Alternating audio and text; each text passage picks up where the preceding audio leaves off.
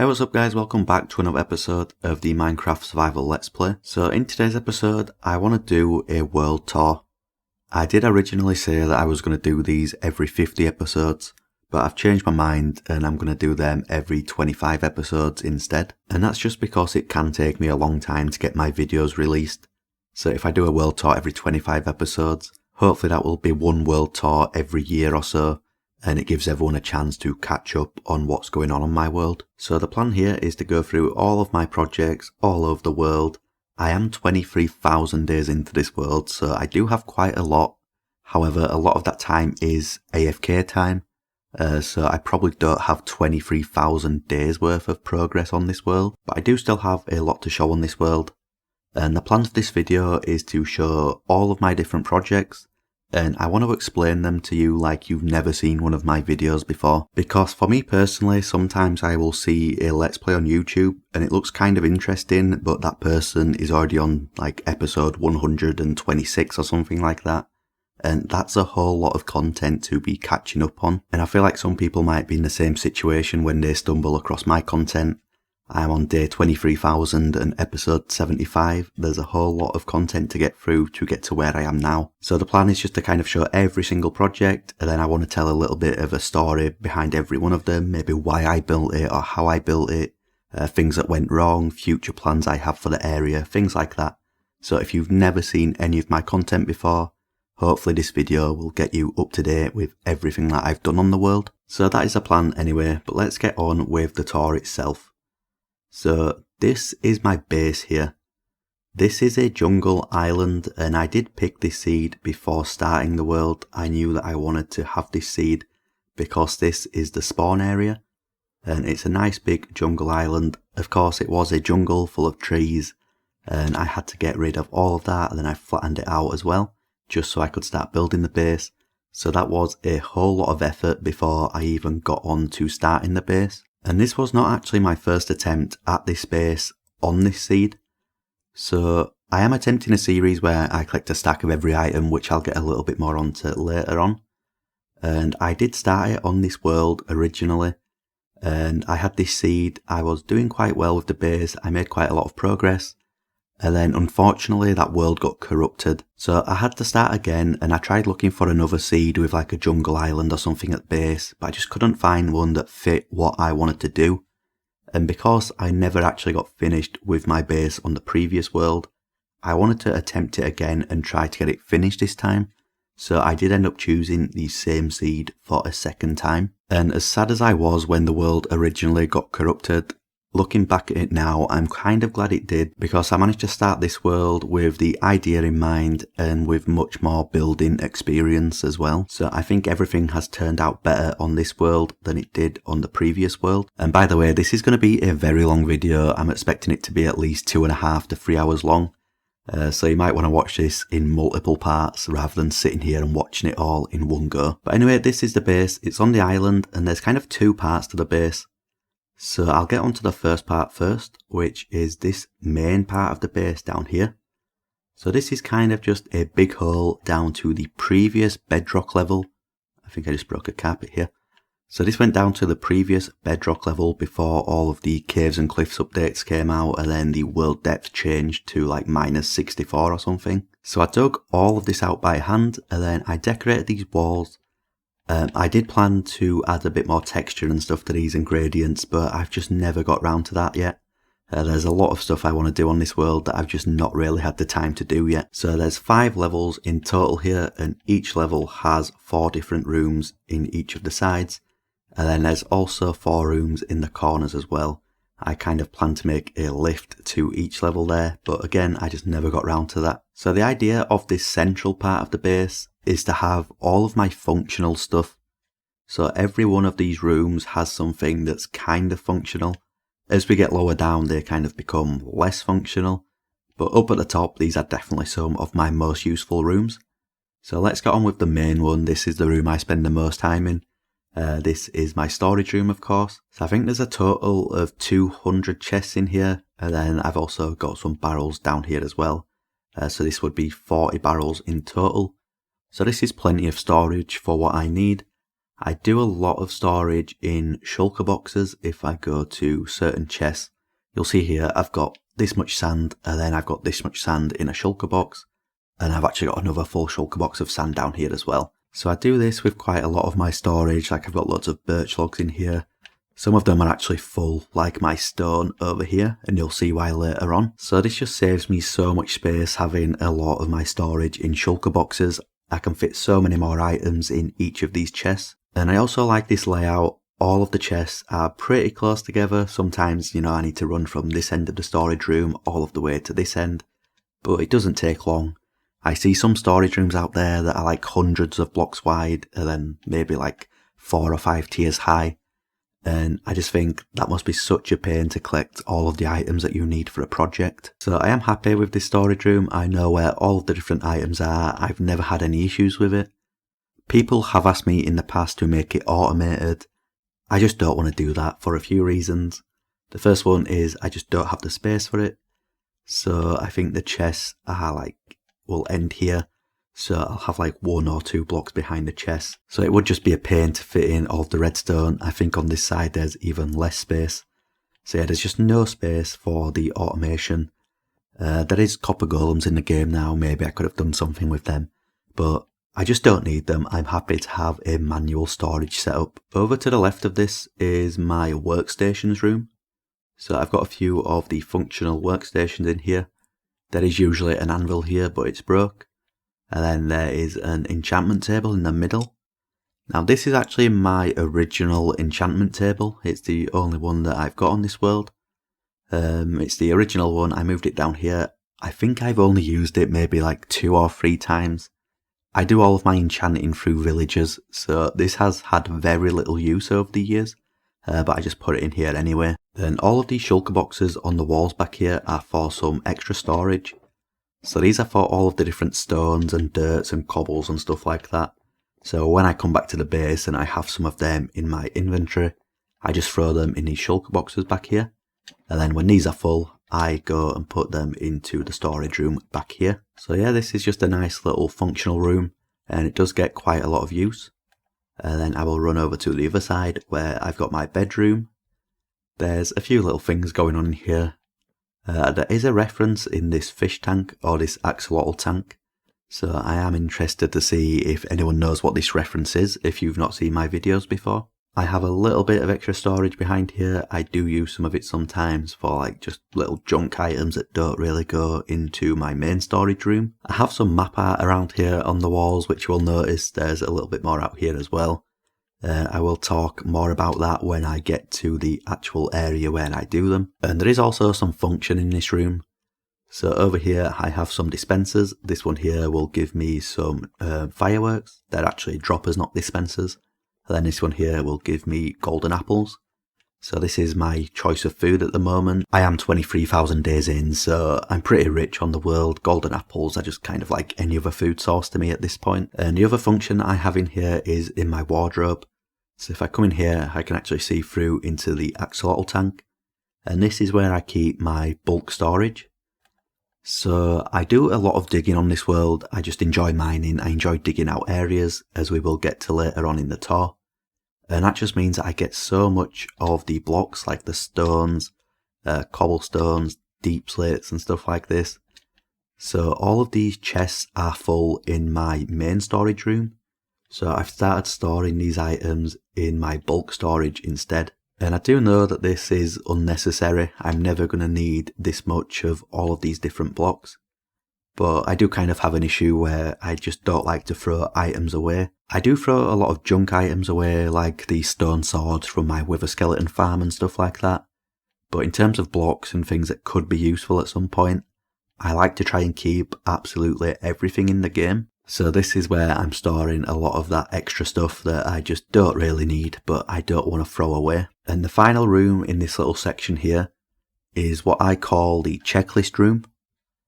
So my aim on this world is to collect a full stack of every single item in the game, and this is where I'm storing all of those items. I have tried to organise them into a bunch of different categories. Like over here I've got a bunch of the different wood items, so it's like oak, dark oak and spruce, and then underneath this is birch, jungle and acacia. And you can see that every single item in here is stacked up to 64. So that is why these lamps are turned on at the side of the chest. So every time you see some lamps that are on at the side of the chest, it means that that is fully completed.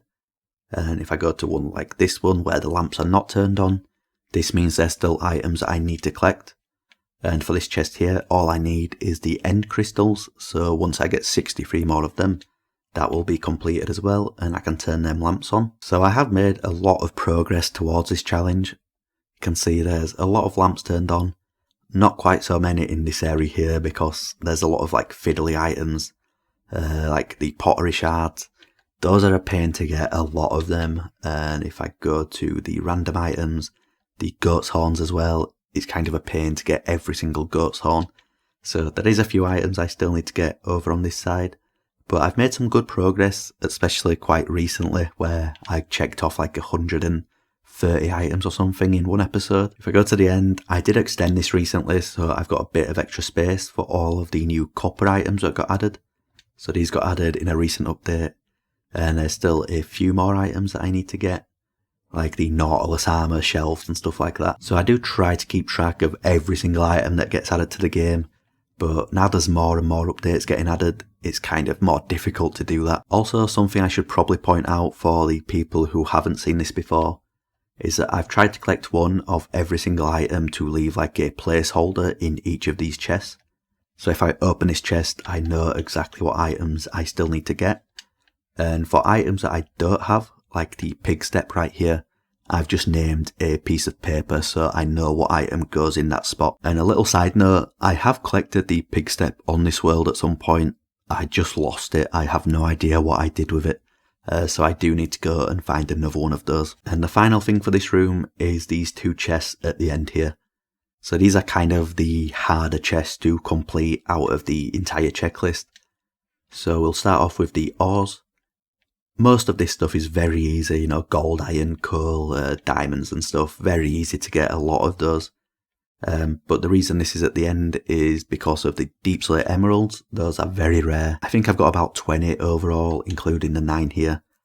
But yeah, those are a rare item. It's hard to get a lot of those. And then of course the netherite blocks.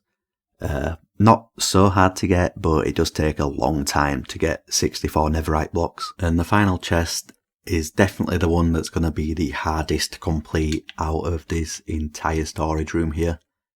So there's a few items in here that are not that difficult to get, like the dragon heads, and then all of the other mob heads are pretty easy to get with certain farms and stuff like that. The beacon and the nether stars, again, are easy to get with a wither skeleton farm. The god apples here were actually the hardest item to get when I originally started this series, because ancient cities didn't exist and trial chambers didn't exist. So the only way you could really get these was from desert temples and I think mine shafts. But these days they're just quite common actually, you can get them everywhere. So yeah, that was originally the hardest item, but it's definitely not anymore. Hearts of the Sea and conduits will take some time, but it's not that difficult to get them. The baby blue axolotl and the blue axolotl, again these are not that difficult to get. I actually already have the baby blue axolotl, I just need to get the adult one. So I need one more of those and then I can put them in here. But the reason this chest is going to be so difficult is because of these 3 items right here. So the heavy cores got added pretty recently, like the last year or so. You can only get them from ominous vaults, which you can only use once per player. It's kind of a pain to find a lot of them. The chances of getting one of these is pretty low. I think I managed to get 10 in total. But yeah, that's just going to be such a pain to get 64 of those. And then there's 2 items here that a lot of people might not even know about. So you can get tall grass and tall ferns. You get these from savanna villagers and you get these from the taiga villagers. Now I've got a lot of tall grass because a lot of my world is savanna, so I just happen to find a lot of savanna villagers. But the large ferns here, I just don't find many taiga, I think that's how you say it. The taiga biomes on this world, I've only found like 1, maybe 2 over my total time on this world.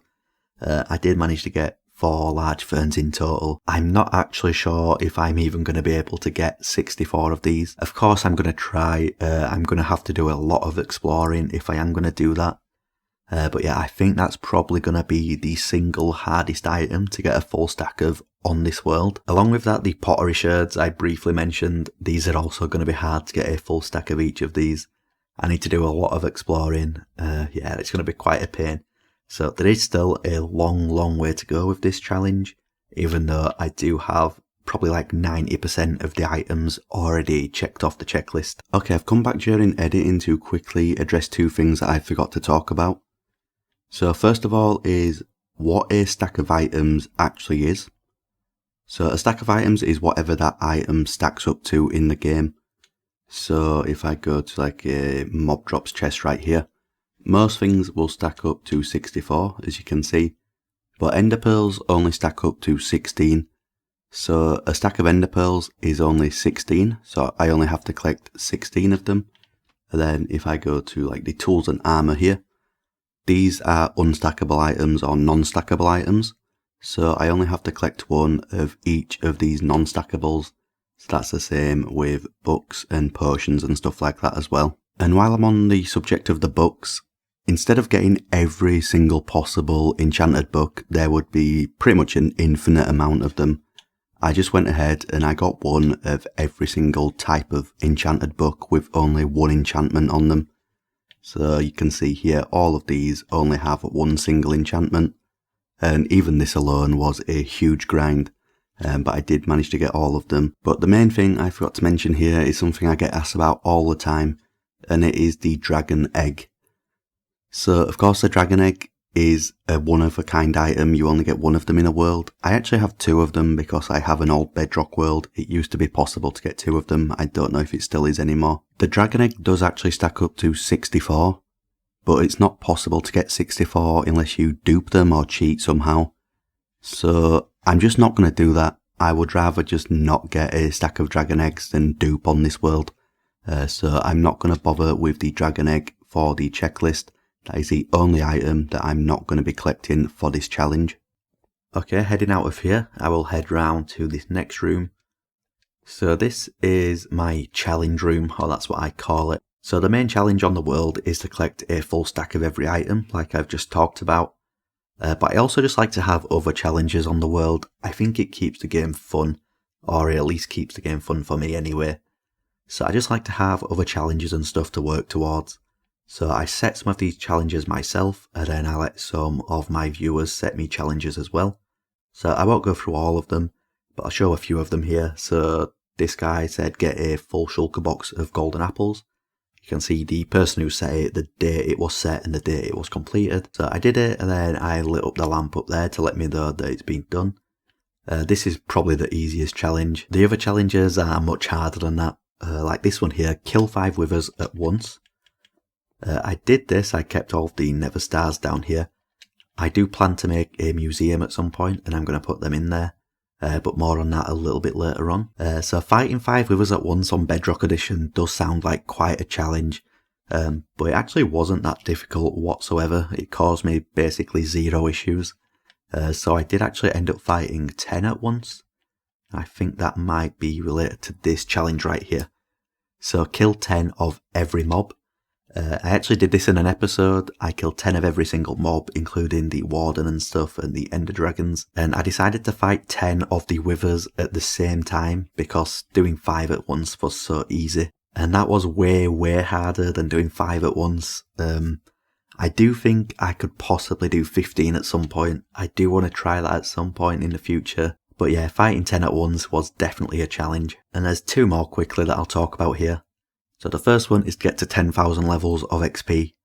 I didn't quite realise how difficult this was going to be when I first started. So I'm currently on 2,000 levels. I did have way more than that at some point, but I did die once on this world. But yeah, I've got about 2,000 levels. I have some good XP farms that can quite easily get me to like level 1,000, 2,000, 3,000 in like a few overnight sessions of AFK. But the difference between getting to like 1,000 and 2,000 is huge. The difference between 2,000 and 3,000 is even bigger. So when I get up to like level 7, 8, 9,000, there's going to have to be so much AFK time to keep going up. So I do want to do this at some point, but it's going to take so much time. And I do need to stay AFK at my XP farm more often. And the last one that I want to quickly talk about here is to collect one of each different villager. So I have turned the lamp on, I have already done this, and I will talk about that a little bit more when I get further down into the base, into that room right there. But heading around this top level a little bit more is my Nether portal room. So I did actually build this room on my previous world. I decided to build it on this one as well with a few changes, like I think I changed the roof up here. I changed the floor before I had respawn anchors and stuff. So yeah, I kind of like this design on my previous world. I just upgraded it a little bit, in my opinion, when I built it on this one. So of course this goes through to the Nether, which I will get to at some point. But on the left here, I just have a little Netherwort farm. I think there's a total of 12 stacks of Netherwort that's planted. I do get a lot of Netherwort from that when I need it. And then over here is a potion brewing room. I did plan to label all of these chests and like store all of my different potions in here, but I've just never really got round to it, so I just kind of labelled the two that I use the most. I do have a book here which has all of the different recipes in them in case I forget. But since I did this, there's been a bunch more potions that have been added to the game, and I never updated that book, so that might be something that I do in the future. For my potion setup, it's not an automated one or anything like that. I just kind of go around and manually do it. I don't use a whole lot of potions. I use like night vision, fire resistance, and also some water breathing potions are quite useful now and again. But I just kind of craft them in bulk, and then I have plenty to last me a few months. So I don't really use potions enough for me to have made an automatic brewing system over here. So it's just a nice little manual setup in here. It doesn't get loads of use, but it's definitely a useful room just to have around the base. And one kind of like fun fact about this room here is that I've got fire in all of these areas apart from these two right here. And you might be able to just see the black stained glass right there. And that's because I did trap a wither skeleton in each of one of these when I first built this room. But they kind of despawned even though they were name tagged. They were there for quite a while. Then they randomly despawned one day. There was a bit of a bug on Bedrock where just all mobs despawned whether they were named or not. So yeah, I just never bothered getting them back in there. It was kind of a pain to get them in the first place. And then I moved my Nether hub around on the other side of this portal. So I just kind of left it. I've never done it. Maybe at some point I will get them back in, but yeah, it was a big job and I can't really be bothered doing it again. And there's one more room to show on this top level here. So this is my not so super smelter. I tried designing my own super smelter, it just wasn't great. I don't know why I added 7 furnaces. I did want it to be centralised with the door here, so it had to be an odd number. I went for 7, really I should have gone for more than that. But the big problem here is that I put the items in here, they go up there and then get picked up by the hopper minecart. But the hopper minecart will usually fill up these first 2 furnaces the most. So if I put like a stack of items in here, these first 2 will end up with like 3/4 of the items between them. And then the rest of the items will get split between these 5. So I do still use it, but it could be just so much better. And I also just do not like how this room was turning out. That's why I never bothered to finish the roof. So I kind of like the idea of using bricks and sandstone, but I just wasn't happy with how it was turning out. I think maybe if I changed the floor and the roof, I could make it work. But yeah, I do need to just completely rip this out and redesign it, because I do use it, but it could be so much better than it is. And then over here on the right hand side, I have this little setup here. There used to be some 0-tick kelp farms in the game, as well as 0-tick like bamboo and sugarcane and stuff. It was a little bit cheaty, but I took advantage of it. I'm not really one who likes to do any form of cheating on this world. I considered this not to be cheating, but I know some people said it was cheating. But I did make this as a fuel source for the furnaces over here, and then not long after that it ended up breaking anyway. So yeah, I didn't really manage to get that much use out of it, and then it broke. And I just kind of left this room as it was. So when I do finally come back to fix the roof and the floor in this place, I think I'm just going to kind of scrap this area completely, because I don't really need the fuel anymore. I built this when I was quite early on the world. At this point I've got pretty good methods of getting fuel. So yeah, I don't really need this part anymore over here. Okay, so that's everything for the top level of the base. So let's head down to this level right here. So I'd say the top level is the most practical level. That's all of the things I use the most in this area. And now this level here, all of this stuff does have some kind of use, but it's not quite as practical as the top level. But the most useful thing here is this room behind me right here. I did show you the challenge where somebody challenged me to get one of each type of villager. So if you don't know, there is 7 different kinds of villager in this game. So the villagers are actually the same, but they have a different skin depending on what biome they spawn in. So some of these you can find naturally, and some of these you need to find a zombie villager in that biome and then convert it into a regular villager. And you might be thinking here that all of these villagers just look the exact same. And that's actually because they do. To get the full effect of this room, I need to change my texture pack. So the texture pack that I use is actually not available anymore. There was some kind of controversy with it. So it got removed from the market. And that means that it doesn't get updates anymore. So I do have a lot of issues with it. And one of those issues is that it doesn't show the different villager skins for all of the different biomes. So you can see now that they're all a little bit different. So when I designed this room, I designed it so each of the little sections kind of resemble where those villagers are from. So for most of this, I feel like it's kind of easy, you know, like this is a taiga biome, this is a jungle biome. That should kind of, you know, stick out, be quite obvious. But for these two here, like this is just oak wood, and then over on this side it's kind of the same. So to make them a little bit different from each other, on this side I've got the grass and just like red flowers. So this is kind of meant to resemble plains biomes, because this is where these villagers are from. And then over on this side I've got these blue flowers and the mushrooms. So of course this kind of resembles the swamp, because that's where you find these. I also use moss because it's a little bit darker than the bright green jungle grass over on this side. So yeah, this is the swamp villagers, and then this is the plains villagers. All of the other ones should be quite obvious. You can see they've all got slightly different skins depending on which biome they're from. So even though the challenge was to collect one of each villager from every single biome, I decided to get 2 of them. And the reason that these are all clerics is because they have the XP trade. So I have plenty of emeralds over here, and then I just occasionally come down here to use these villager trades just to get some quick XP. Because I had a little bit of an issue where I was just kind of around the world doing various projects. I would come back to the base, to my storage room to get some items, and I would realise that my wings are a little bit low on durability. So to repair my wings, I would have to fly over to my gold farm and then turn it on. It would take a little bit of time just to repair my wings. So I decided to have these villagers in the base just so I can quickly trade with them, and then it can repair all of my stuff pretty quickly. Okay, back to my regular texture pack.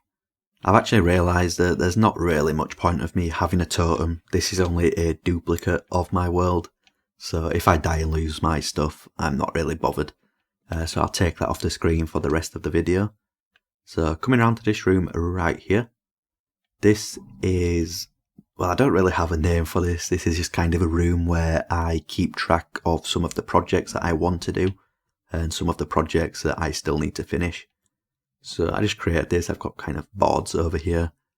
So like the Great Stone Pyramid, a museum, Nether tunnels. Stuff like that are projects that I do still want to do. I do sometimes have projects on here that I think I'm going to do, and then I just kind of change my mind and decide I don't want to do them. So I remove them. And then some projects I start, and then I put them over here just to remind me that I need to go ahead and finish them at some point. And then these chests over here, I kind of abandoned this little project here. So I did want to build a farm for every single item in the game.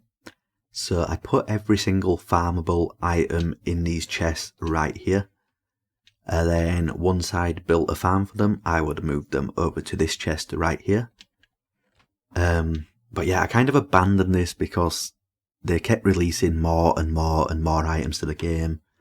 Some of them I just don't need farms for those items. I might build a farm for them in the future, but yeah, it was just kind of getting too hard to keep track of all of the new items, which ones can be farmed and stuff like that. So I have kind of abandoned this part of the room. But I do still use this board over here to let me know like what projects I want to do and then what projects I need to finish. And a little fun fact about this room here, I built that room over there, and what that does is it gives me a random block palette. I will get over to that one in a second. So it gives me a random block palette, and then I have to build a room or whatever I'm doing. I need to use that block palette to complete it. This is actually the first room that I built after receiving the random block palette from that project over there. I can't remember the exact block palette, but I think it was like the terracotta, spruce, and then the cyan wool with the warped wood, I think that is. So yeah, this is just what I came up with. It was a fun project just to work with like blocks I wouldn't usually use. And I actually really like how the room turned out as well. And speaking of this room, I might as well get straight over to it. So, as I just explained, this is a room where I get a random block palette. So I've got a bunch in here, and if I just break through this wall, so when I turn this on, it just kind of shoots all of these out, and then it sends them back up and into the system again. So if I stop it, I should get like a random 9 items that just stop in here. So it should fill up with 9 random shulker boxes, and then I just pick one of these, and this one right here is this. So these are the blocks that I would have to build with if I was working on a project, and then I decided to pick a random block palette. So this was just to test my building a little bit. I tend to use these same kind of blocks. I think a lot of us do in this game, where you get used to using a block palette and then you kind of use that all the time. So I wanted to just build this to mix it up, try to build with blocks that I wouldn't usually choose. And it is quite fun to do that now and again. I do want to do it more often in the future, test my building a little bit more. I do also want to add some more block palettes to the system.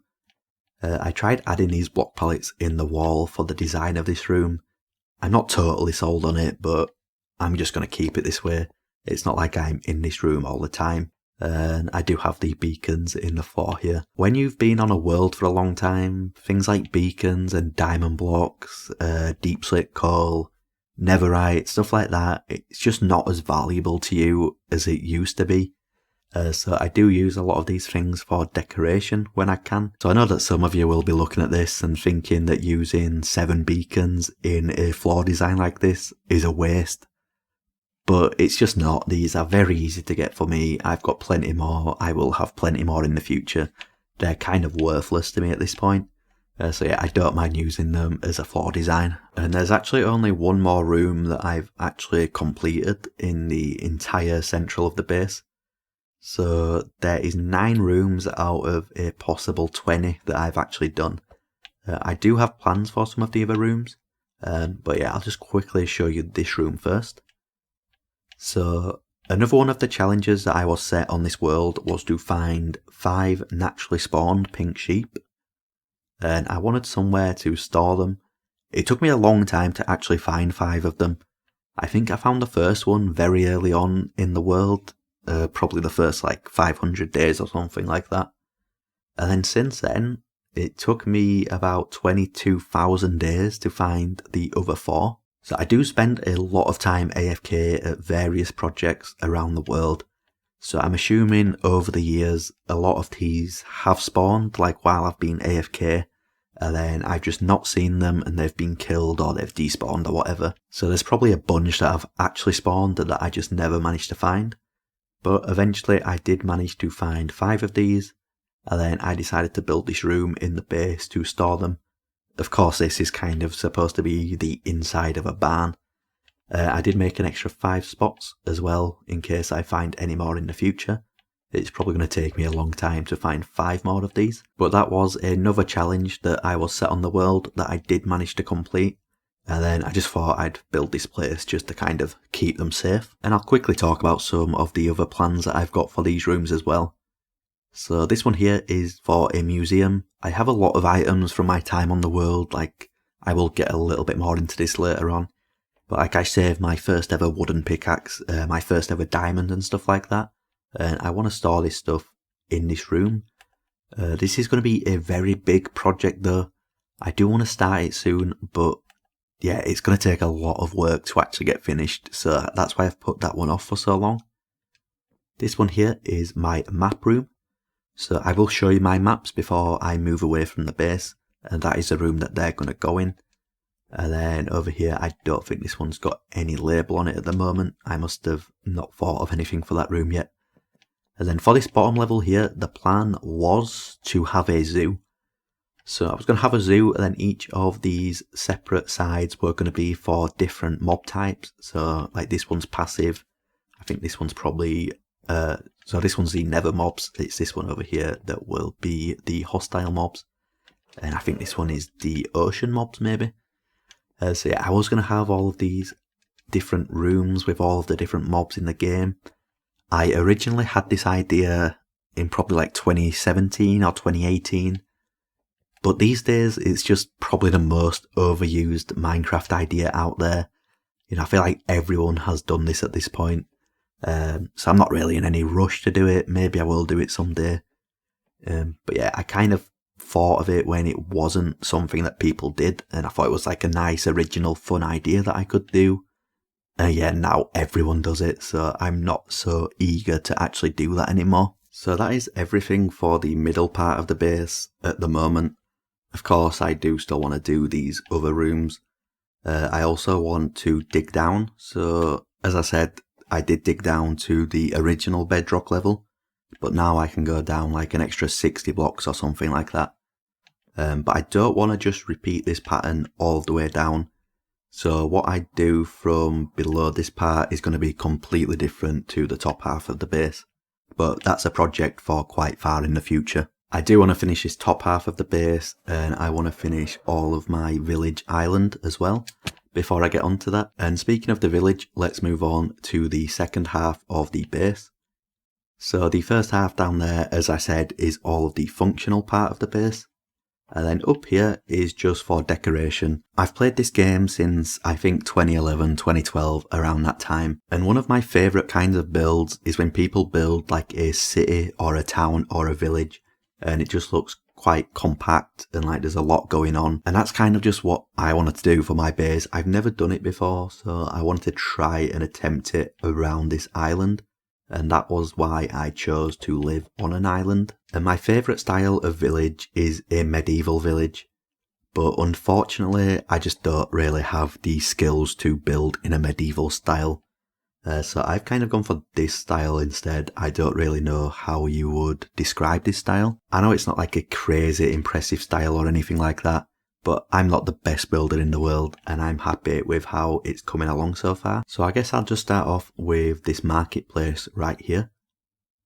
So this is actually my world spawn right here, around about here. I think you can actually spawn on top of these stalls as well.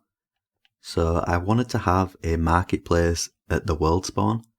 So if anyone ever joins the world, which I do sometimes let my siblings join just to have a look around, or my friends, they will spawn like right here. And the plan was to have all these market stalls with a bunch of different items that you can just pick up from the start. So like this one here, I've got rockets, some food over here, which I never really stocked up, totems over here. And I plan to have like tools and elytra, armour and stuff like that. So if you're just joining the world for the first time, you can grab some stuff and then you can head off around the world. And I also thought that one day I might release this world to the public so people can just join, you know, grab stuff and then go and explore. So that was the plan and why I built a marketplace at the spawn. There's also an ender chest in case anyone wants to like store stuff in there. And then moving on from this, there's not really a whole lot to show. I can show you the builds that I've got, but none of these have interiors. None of them have any function at the moment. They are just here for looks. So if you run around the village, you can see a few different like builds and details in between them. I'm not the best at doing details, but I'm quite happy with how it's all coming along so far. This is actually my strip mine over here underneath my lighthouse. And then I kind of thought it would make sense to have a miner's house and a blacksmith's house, like right next to the mine. So the idea is like I would come up from the mine, and if I was the miner, I would live in this house here. I would be dumping all of my stuff around here. And then the blacksmith lives over here. So he can kind of use the crane to get some of the resources over here. Then he can make all the tools and the armour for the island. So there was a little bit of thought that went behind some of this, but for the most part I just have a bunch of builds next to each other. For some reason these armour stands always drop through the floor. I don't know why that happens. And I have tried to make a few custom trees around here. So there's some of them that I'm quite happy with. I quite like this one. Again, I'm not a very skilled builder. I'd like to think I'm above average. But it's not like I'm on, Scar's level of building when it comes to building trees. But I'm quite happy with some of them like this. But then there's this one over here near the lighthouse. This was, I think, my first ever custom tree. And yet, you can tell it's just not very good. I have planned to kind of improve it, but at the same time, I kind of like having that, memory of having my first custom tree on the world.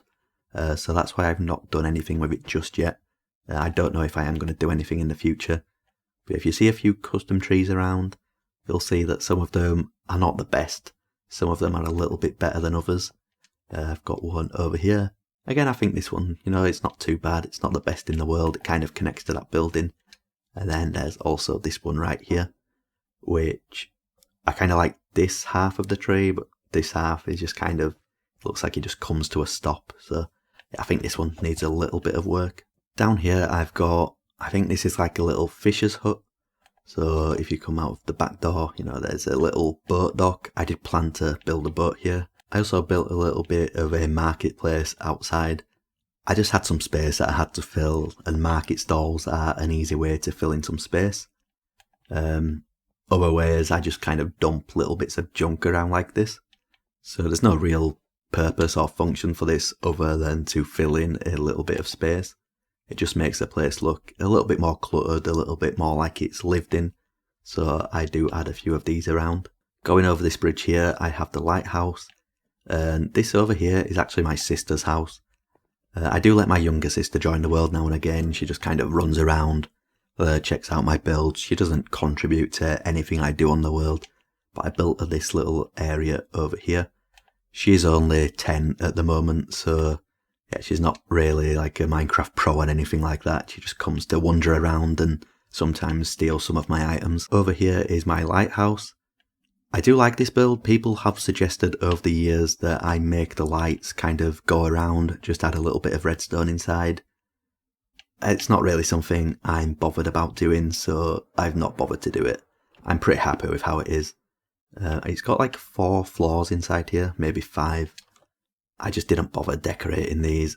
I will do all of the interiors at some point, but before worrying about any of the interiors, I want to make sure all of the exterior is done. I want to cover the entire island in this village. Now if I come around here to the back of the lighthouse, I have this little area here, just like kind of like a little cave or a cove or whatever you would call it. And I want to know if anyone knows what this references right here. So I kind of have this little raft around the back, and I'm just wondering if anyone knows where I copied this from. But anyway, if I head inside here, it doesn't really look like much, but I did add a secret passage, and I never bothered to finish this, and I don't know if I ever will. So a few years ago, there was the Football World Cup. I am a big football fan. You can probably tell that I'm from England, so I was supporting England during this. And when I was a kid, we always had these World Cup wall charts. So basically it would just show you all of the teams, all of the games that got played, and then you had to fill in the results after every game. And it just kind of helped you to keep track of the tournament as it was happening. Of course, now we all have smartphones and stuff that just keep track for you. So they're not really a thing anymore. But I just wanted to make one on Minecraft for some reason. So I made all of the different flags out of banners. Some of them are not perfect. I know I got the American one wrong. A lot of people corrected me on that. But yeah, just like put all of the flags in order. This is how the group stage is finished. And then like this was the round of 16, and then the quarterfinals, the semi-finals, and then the final here, Argentina against France. And then of course Argentina won it. And the plan was to do this for every football tournament, just make a bunch of these rooms in a line. So every time there was a football tournament, I would have one of these charts. But I just kind of stopped. It was quite a big project to do this, get all the different flags and stuff. And these days, there is more teams taking part in these tournaments. So yeah, it would be kind of harder to fit all of them in. So I kind of just scrapped this idea, and that's why I never bothered to finish this room. Another secret room I have on the island is over here, where my little archery range is. And it's not really a secret room at the moment, I've not completed it or anything like that. But basically I had the idea where I shoot one of these targets and then it opens a secret room. So I shoot that and then it opens this. And then I do have a plan for where this is going to go, which I will get to in a future episode. The redstone is not great, and I did want to close this from the inside, but I've not quite figured out how to do that yet. There's a lot about redstone that I just can't understand, like a lot of people. So to close it at the moment, I think I just shoot this again, and then it shuts it. So yeah, it's not the most ideal redstone in the world. I will try to improve that. But I do want to have a little secret room right there. And I am aware that secret rooms are kind of pointless on a single player world, but they're just kind of fun to do. And I just wanted to add a bunch of them around the base. But anyway, moving on over here, I've got some stables. I did have some horses in here. I think a few of them died because this got struck by lightning, which is why I've got the lightning rods around now. I had 4 of these skeleton horses. 2 of them died. I also had another horse in here which died as well. I don't really use them, of course I'm on an island, so it's kind of pointless using horses. I can just fly everywhere. So yeah, I don't use them, I just wanted to have some in here. And then if I go next door to this, I made a little basement kind of thing. So if I come down here, I'm actually really happy with how this room turned out. I tend to build my things on creative before coming over to build them on survival. But for this one, I just kind of winged it in survival, and I think I did quite a good job. So, if you can't tell, this room is for all of the different dog variants. All of these got added, and of course, as someone who likes a challenge, I decided to collect every one of the variants. So I've got all of them around here. I tried to get 2 of each so I could breed them, but there's ones like this that I've only got 1 of at the moment. I do actually have a few more of these around the world, I just need to go and collect them. That is like the original dog variant. And then in the corner here I have an Arctic fox. I didn't really know what else to do with this guy. I took a long time getting him over to the base, and then I just threw him in here with the dogs. And then moving on to the final part of the village here is this farm area that I've got in the middle. I have a windmill over here, which I built quite recently. I'm pretty happy with how it turned out. I did take some inspiration, especially for the propellers, because I just couldn't figure out how to make them look good. But pretty much everything else here is my own original, design that I've got into creative. I've messed around with some blocks, and then this is what I've come up with.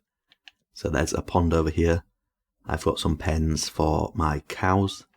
I don't think these are my dogs. I think these are the dogs from my second account. So yeah, I can't actually control these, and I'm not sure why they're over here. I've got a barn here, which is for my pigs. I did want to do an interior up here, I just never got around to it. So yeah, I've got my pigs in here. If I go further around, I've got a little chicken coop. I did add some of the new variants when they got added. And I can also go in through here. And then next to this, I have a well. So there's no water in the bottom of this. I did actually plan originally to have a secret entrance down at the bottom of this well, and it was going to go to a secret lab that was underground. But I actually changed my mind and I built that entrance underneath the farmhouse over there. So I will get over to that in a second. So I do need to fill this with water now that I've changed my plans for this area. Then over here I've got some sheep. I think my sister dyed one of these pink, and then I've bred them up a few times. So I've ended up with a few pink sheep in there. I have some silos right here. Some people didn't like these silos, but I think they look okay. They don't look great from like close up like this, but if you kind of come from a distance, I think they look just fine. They look like silos. I have no issues with them. So yeah, I don't want to change them, even though some people suggested that I do. And inside one of these, I actually have some goats. So I needed to collect some goat's horns. I wanted to collect all 8 of them. I've not got around to doing that just yet, just like many other things on this world. And then at the bottom of this area is something I don't think I've ever talked about on this channel or during this Let's Play. So, people have asked in the past why my name is Brymax, where I got it from. And where I got it from was two of my dogs that I had kind of growing up. At least Max was one dog that I had growing up, and then Brian was a little bit later on in life. But I kind of named my channel after these two dogs. So Max actually died in 2012, way before I started uploading to YouTube. And then Brian died a little bit more recently in 2023. So that was a few years into this Let's Play.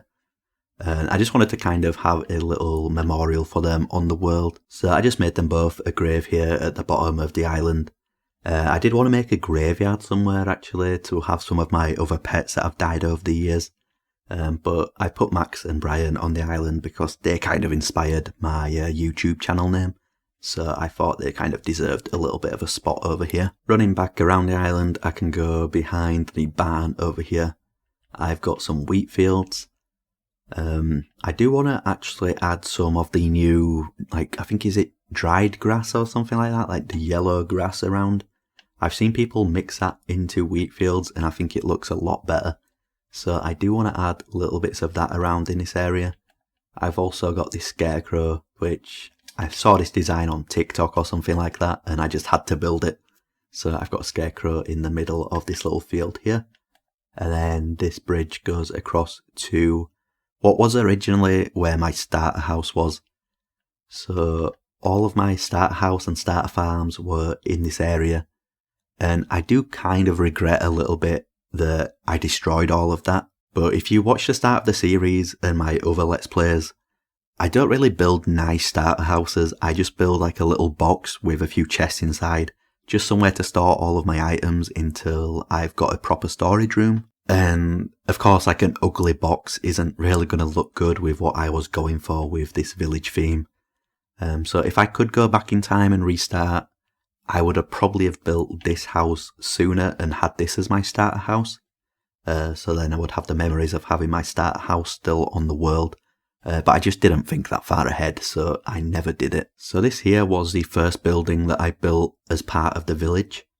I did build the house originally, and then it took me a long time before I actually came ahead and added all of the surroundings to it. So it was just a house sitting on the island for quite a long time. I've got like a little docks area around the back here, and then this has a boat. I think this was the first boat I built on this world. It might actually be the only boat I don't think I've built anymore at the moment. I have planned a few on a creative world, but I don't think I've actually built them in the world just yet. And this is actually the only interior that I've done. So I've got a little kitchen over here, and then there's a little sitting area over on this side. If I go upstairs, I added a bedroom, I think a wardrobe, just some little interior things. It's only a small house, so it wasn't too difficult just to, throw some things around in here and design an interior. But this house also has a basement. So if I open a trapdoor and go down here, if I can actually get through here, I made a basement. I didn't really plan to do this. I just kind of decided to do it one day. I came down, I just threw some blocks together. I like how it looks. There's no function to this part. However, eventually, as I said, I did make a secret lab, and this is where the entrance is. So I was thinking of a few different, kind of secret door openings that I could do. I was thinking of some kind of good ideas, but I just couldn't make any of them work like I wanted them to do. So in the end, I just hid a button behind this trapdoor, and then this goes in to the lab. I can also go ahead and shut the door from the inside. So this here is one of my more recent projects that I've started. And this is one of those projects that might not ever get fully finished. Well, it's actually very likely they will never be fully finished because it's one of those projects that can just keep getting expanded as I get more ideas. But the reason I started this project is basically just because I wanted to. I've seen people have, like labs and stuff on their worlds before, and I just kind of wanted to have my own. So I thought, why not just have a secret lab on the island, and then I can add some functional rooms to it if I, don't want to build them up anywhere in the base. I can build them down here. Then I can also just have a few other rooms as well. So I will show you the few rooms that I've got at the moment. Of course, it's still a work in progress. There's shulker boxes around, the roof's a mess. there's still a lot of stuff to do. So in here, my plan is just to have a little storage room with things like quartz and the grey concrete, the cyan terracotta, or is this cyan concrete? So yeah, I just want to have a little bit of a storage room here, so I've got access to all of the different blocks that I'm going to be using to build this thing. Up here to the left, I don't think I've got anything in this room. I did want to build an Armadillo XP farm in this room, but I actually changed my mind and I built that somewhere else, and I will get to that pretty soon. Over on the other side, I don't have much over here. I've got one room. There's an empty room right here, which I've got no idea what I'm going to do there. And then I've got this one room, which I built recently. So this here is actually a reference to the Stranger Things rainbow room. I tried building it. You know, it's kind of hard to build things in Minecraft when you're using a reference from real life. You know, some things are just going to be different colours or different shades, different sizes, things like that. But yeah, I tried to build the rainbow room. I think I did quite a good job. A few people could tell what it was without me telling them. The rainbow is not good, I know that. It's hard to do a rainbow on such a small scale. Some people have suggested that I use banners, but that doesn't work when it comes to the floor. Some people have also suggested maps, which, first of all, that's a whole lot of work to get that done. And second of all, that would cause a lot of lag. Like, it would be so much lag having all of those entities and item frames around here. So yeah, I don't think I'm going to go through that much effort and possibly cause that much lag just for a little bit of an Easter egg on the world. I did mention when I was building this about the slimes. I don't like that slimes spawn in this place, but there's not much I can do about that unless I use carpets on the floor, but I don't really want to do that. So I just kind of have to deal with the slimes, which I don't like, but there's not much I can do about that at the moment. In here, I've just got another hallway, and this goes down to another floor. And down here, I just have another hallway, which goes over to my Armadillo farm. So I did mention I was going to build it up there, but I changed my mind. I decided to build it down here. And the reason for that is because there was a zombie spawner here. So, you know, I can just turn it off and get some zombies when I need them. And then I can go and put them into the farm to start running the farm. I did put a whole lot of time and effort and resources into this project. And then I think it got patched pretty soon afterwards. Some people actually say that it still works. I've not tested it yet. I've just assumed that it's not working anymore. This is actually how I got my 2000 levels. And it did not take that long whatsoever. I've got 6 different armadillo farms in here. I think each one of these has like maybe 5 or 10 armadillos in. I forgot how many. So yeah, it does produce a whole lot of lag, but it also produces a lot of XP. And I do want to test this at some point and see if it is actually working, because if not, I need to go and build another XP farm. I can give you a quick look at some of the redstone behind here. It's pretty simple stuff. There's not really anything too crazy going on. This is just to kind of activate the farms. And then this is a timer which will dispense some of these potions every, I don't really know how long, I think it's like 2 to 3 minutes, something like that. So that just keeps the farm running. I put tridents on these trapdoors, that's why there's tridents in here. So that is how the silverfish are killed. And then up here was kind of the bulk of the redstone. I built some auto brewing systems, which could have been just a very quick, easy job. But for some reason I decided to kind of go, you know, above and beyond. I've got all of these like lines which carry the different ingredients down. So I can put all of the different ingredients in these shulker boxes right here. And then they will get sucked into the system and they will go to wherever they need to go. So this was a whole lot of work making all of this, and it wasn't really necessary, but I do like to go above and beyond with some projects. I think it's more fun to play the game that way. But if I just go up here, I never actually decorated these walls right here. I must have forgot about that. But up here I've got some, I actually forgot what these are called. I think just water bottle fillers or something like that. So all of the glass bottles go into the system and then they get turned into water bottles. And then they just drop down into the potion brewers down below.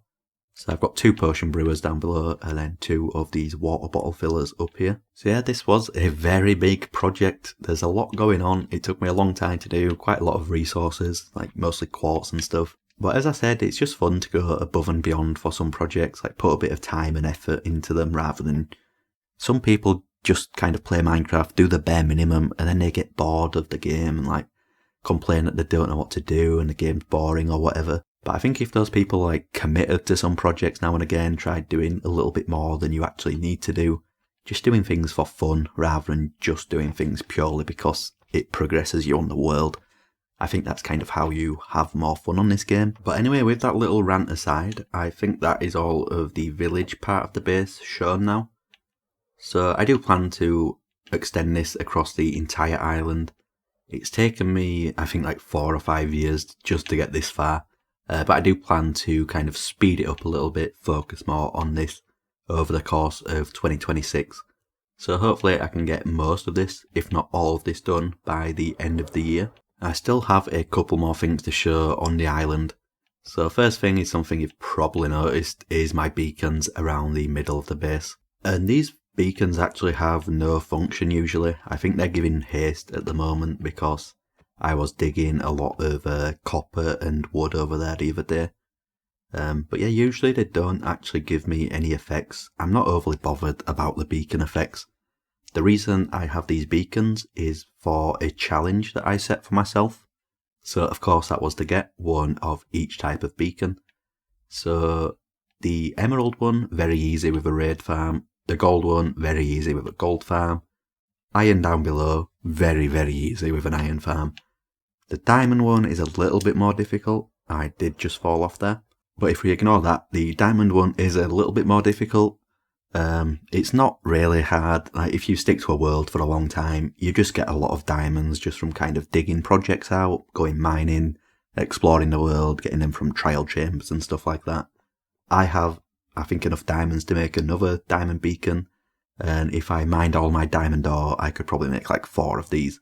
So yeah, it's kind of a rare beacon, but very easy to get if you stick to a world for a long time. And the final one here, of course the big one, the Netherite beacon.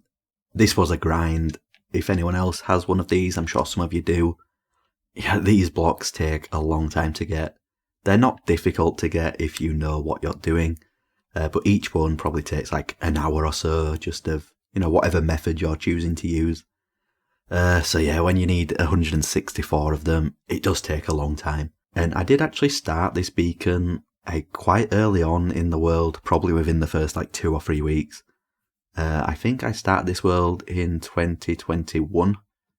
So yeah, I did start it pretty early on the world, and I only finished it probably like 6 months ago. So it took me about 4 years to actually get this thing complete.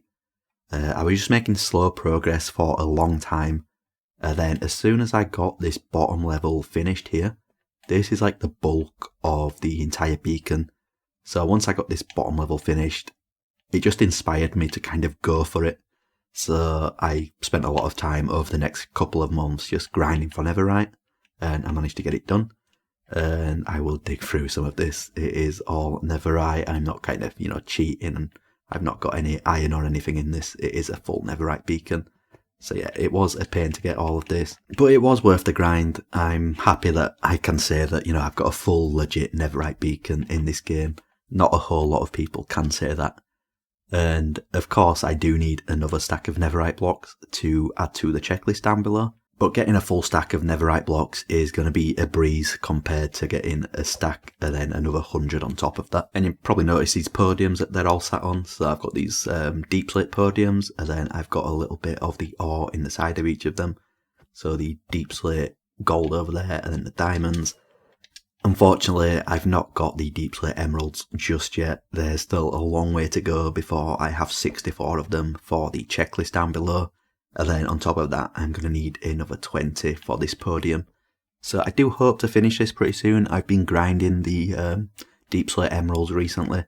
I do want to try get that video uploaded pretty soon after this world tour. So hopefully I can actually go ahead and get this finished in that video. Another building I actually forgot to show here is my town hall. I built this quite recently. So I built it on top of the hill. A lot of people have said that my base is very flat, and I am aware of that. I did always plan to add little bits of heights around like this. I'll probably add like more around here and over on this side as well. But for now, I've just got this little bit of height here, and I added the town hall on top. It definitely needs a lot of work still around here. I've just, again, not got around to that. There's so many things I want to do in this game, and I just don't really have the time to do all of them. So there's so many projects I kind of start and then just don't really get around to finishing. And then maybe like 6 months in the future, I'll decide to actually do them. But I am going to try and get better at actually just completing projects. That's one of my aims for 2026. And there's actually more to show than I thought on the island. So I've got a farm down there that I'll get to. But first, I want to show this down here. So this is my chicken jockey farm. Basically, I have some chickens in here. I have a mob spawner. The adult zombies will spawn. Well, it's a zombie spawner, I should say. So the adult zombies will spawn. They will die on the magma blocks right here. And then the baby zombies will spawn, but they will come straight through here into this little pit. And there's a slim chance that a baby zombie can jump on top of another mob. So usually they will spawn and jump on a zombie, and then the zombies will die. They will come through here and they will get on top of a chicken. So then when I kill that chicken jockey, there is a 100% chance that it will drop the chicken jockey disc, or I think it's the lava chicken disc. So I did want to get one of them, and for some reason I decided to build a farm. And I don't know where they are, but I ended up with like 2 shulker boxes full of them for some reason. You can see here that a baby zombie did drop down, but it's not latching onto any of the chickens. There's only a slim chance that it's actually going to be a jockey zombie. So a lot of them will just kind of come down here, and they're useless, so I do need to kill them. And then underneath all of these floors there is hoppers, so all the items will get dropped into there, and then they end up in this chest right here, or the barrel right here. So I mostly just get a bunch of eggs that I don't really need. And at the top of the farm entrance up here, I do just want to like cover this with a house at some point. And then I'll probably like have a trapdoor in the house leading down to there. But yeah, I'm going to kind of work my way down the island. So it could be quite a while before I cover this up. But anyway, moving down from this, I made a farm at the bottom of the island. And this is a coral farm. I don't think it's got any bone meal in it at the moment. I will quickly go and check. I've not used it for a long time, so it's not going to work at the moment. But basically I would sit in the minecart where the copper golem is. I would turn it on, and then the detector rails would keep firing the bone meal. And then I would get a bunch of seagrass and coral in here. And then I can just mine that with a silk touch hoe, which I usually have around here somewhere. Yeah, there's a couple down here. And you can see here I get plenty of these coral fans. And the reason why I built this is because I wanted a lot of these coral fans for one of my mob farms that I built. So you can put coral fans on the side of blocks, and then the mob will see it as a full block and walk off. But I kind of underestimated how many of these I was actually going to need. I think it would probably be like 6 or 7 double chests full of these. And it took a long time just to get this much. So I did actually change my mind, and I decided not to use these. So they've just kind of been sitting around at the bottom of the base for quite a long time now, probably a few years. I don't really have any plans for those. But anyway, I do want to show my maps next. So I said down below I'm going to have a maps room, and these are the maps that I'm talking about. So this is a map of the island. I made this quite early on the world. This is when all of the trees were still here. I had actually started clearing out some of the trees there. And you can see in the top of the island, this is where my starter house was, and then a few little starter farms as well. And then my crafting, my enchantment table is right there where the crosshair is. So that is my original enchantment table that I still have in the base down there. So these maps are locked, they won't change. Of course, I don't usually store them here. They're usually in the shulker boxes in the base. I just put them up to show you them here. And I just go ahead and I update these things every time I've made a reasonable amount of progress around the island. So this was the first one I did pretty early on the world. And then this is the next one, where you can see here I've actually started digging out the base in the middle of the island. I've got some trees around. Most of this is flat right here. And then I've still got my starter house and stuff up there with a few starter farms. I think this is when I actually built my storage room.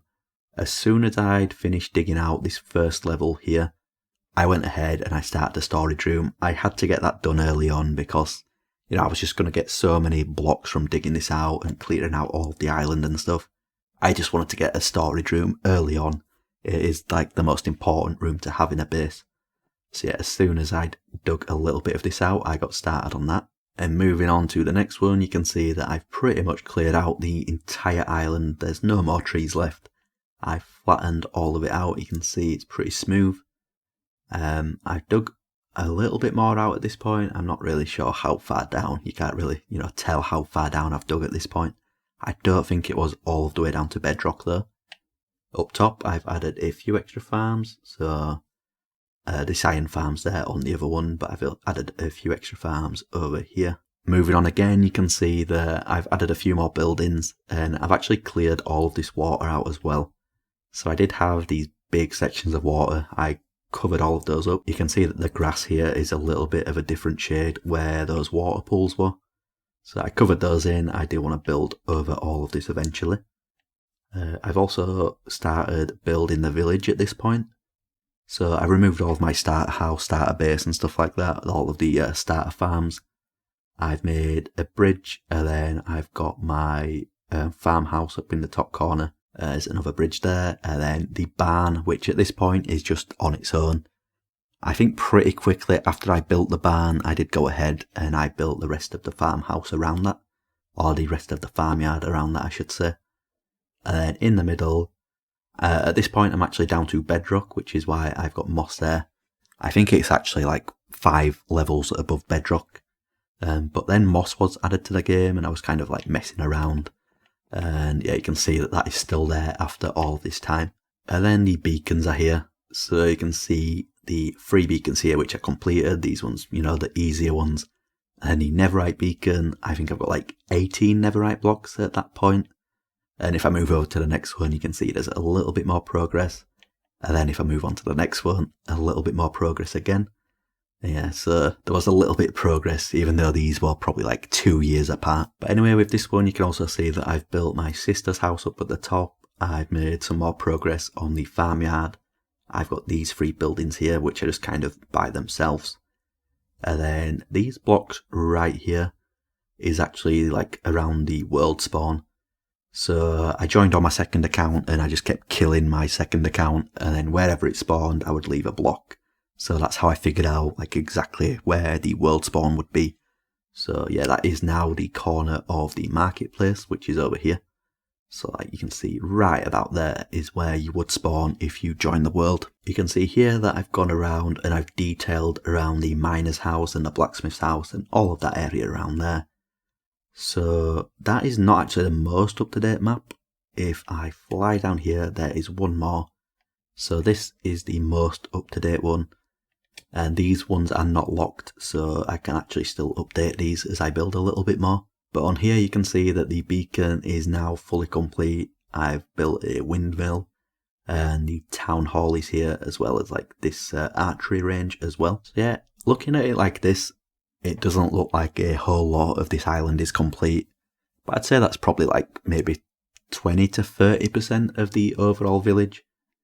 So I think once I get like halfway, it's going to look a lot better, and then it's just going to motivate me to keep going, because I do want to fill this entire area and even some of the outer islands as well with this entire village. I also want to build some things like in the water, in the sky. So I want to have I've got one boat over there. I want to have a few more ships and boats around the place. I've got some hot air balloons, which you might have seen flying around here. So I've got 3 over here, 2 over there, and 1 on its own down at the bottom. I want to have a few more things in the sky, maybe planes and stuff like that. These are actually just copies of each other. I just designed one hot air balloon and then I changed the colours. But yeah, I do want to have a lot more stuff like to look at that's in the ocean, on the ocean, in the sky, around the base. But at the moment, all I've really got is these hot air balloons, and I do actually have a submarine over here as well. But anyway, these are all of the maps that I've got at the moment. By the time I finish the entire base, I'll probably have like 20 of these, and then I do want to put them on display down below, as I mentioned.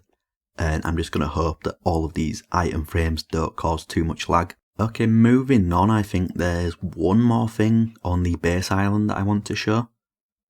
It's something I've already briefly mentioned. So this is my strip mine right here underneath the lighthouse. Now this is actually my second strip mine. So of course I did start this world before the Caves and Cliffs update. So the old strip mining level was like Y level 11. Then all of the deep slate was added and stuff, and all of the deep slate diamonds, everything changed. So I went ahead and I built a second strip mine. And this is just one long staircase that goes all of the way down. I think it goes to like the bedrock level, or maybe one block above bedrock. So this goes to minus 58, and bedrock is actually just below this. So I did actually strip that recently and forgot to fix that. So yeah, this is like the little hub of the strip mine. I did decide to decorate it with some diamonds. Like when you've got so many diamonds, you know, like why not use them for decoration? And I did have my strip mine out here. So I do realise this is not like the most efficient way to do it. I kind of went for the looks of the strip mine area over the efficiency. And I did kind of correct that a little bit.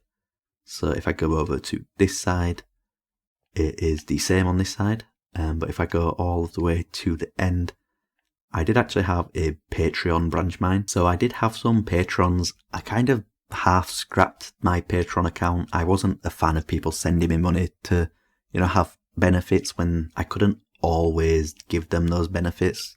You know, I work full time. I'm quite busy in real life. So yeah, I kind of scrapped that idea a little bit. But I did get a couple of Patreons. So there's William and Christopher here.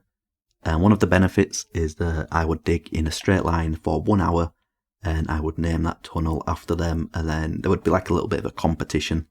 So however many diamonds I found in that hour, or diamond ore that I found in that hour, I would give them that number. So, you know, William got 33, and then Christopher got 54, so he was winning. I did plan to have like, you know, more and make it into a competition and stuff, but you know, I kind of just had to scrap that idea. And maybe I will bring that idea back in the future if I've ever got more time to upload consistently and, you know, reward people for supporting me. But yeah, I just don't really have the time to be always doing that at the moment. But anyway, you can see here that there is a 3 block gap in between the tunnels here. This is more efficient than, you know, leaving a 1 block gap as I was over on the other side. So I did learn a little bit and I made this. And when I get to my original strip mine, I think I did actually do it 3 blocks apart in my original one, so I'm not sure why I changed that and did this design with the 2 block gap instead, or the 1 block gap instead. And speaking of the original strip mine, I might as well head over to that. So of course my starter house was just on this island right here. So I built my strip mine just across the water over here. Because of course at the start of the world you don't have the elytra and stuff to fly over here easily. So I didn't want to have my strip mine too far away. This is one of my original furnace and crafting tables.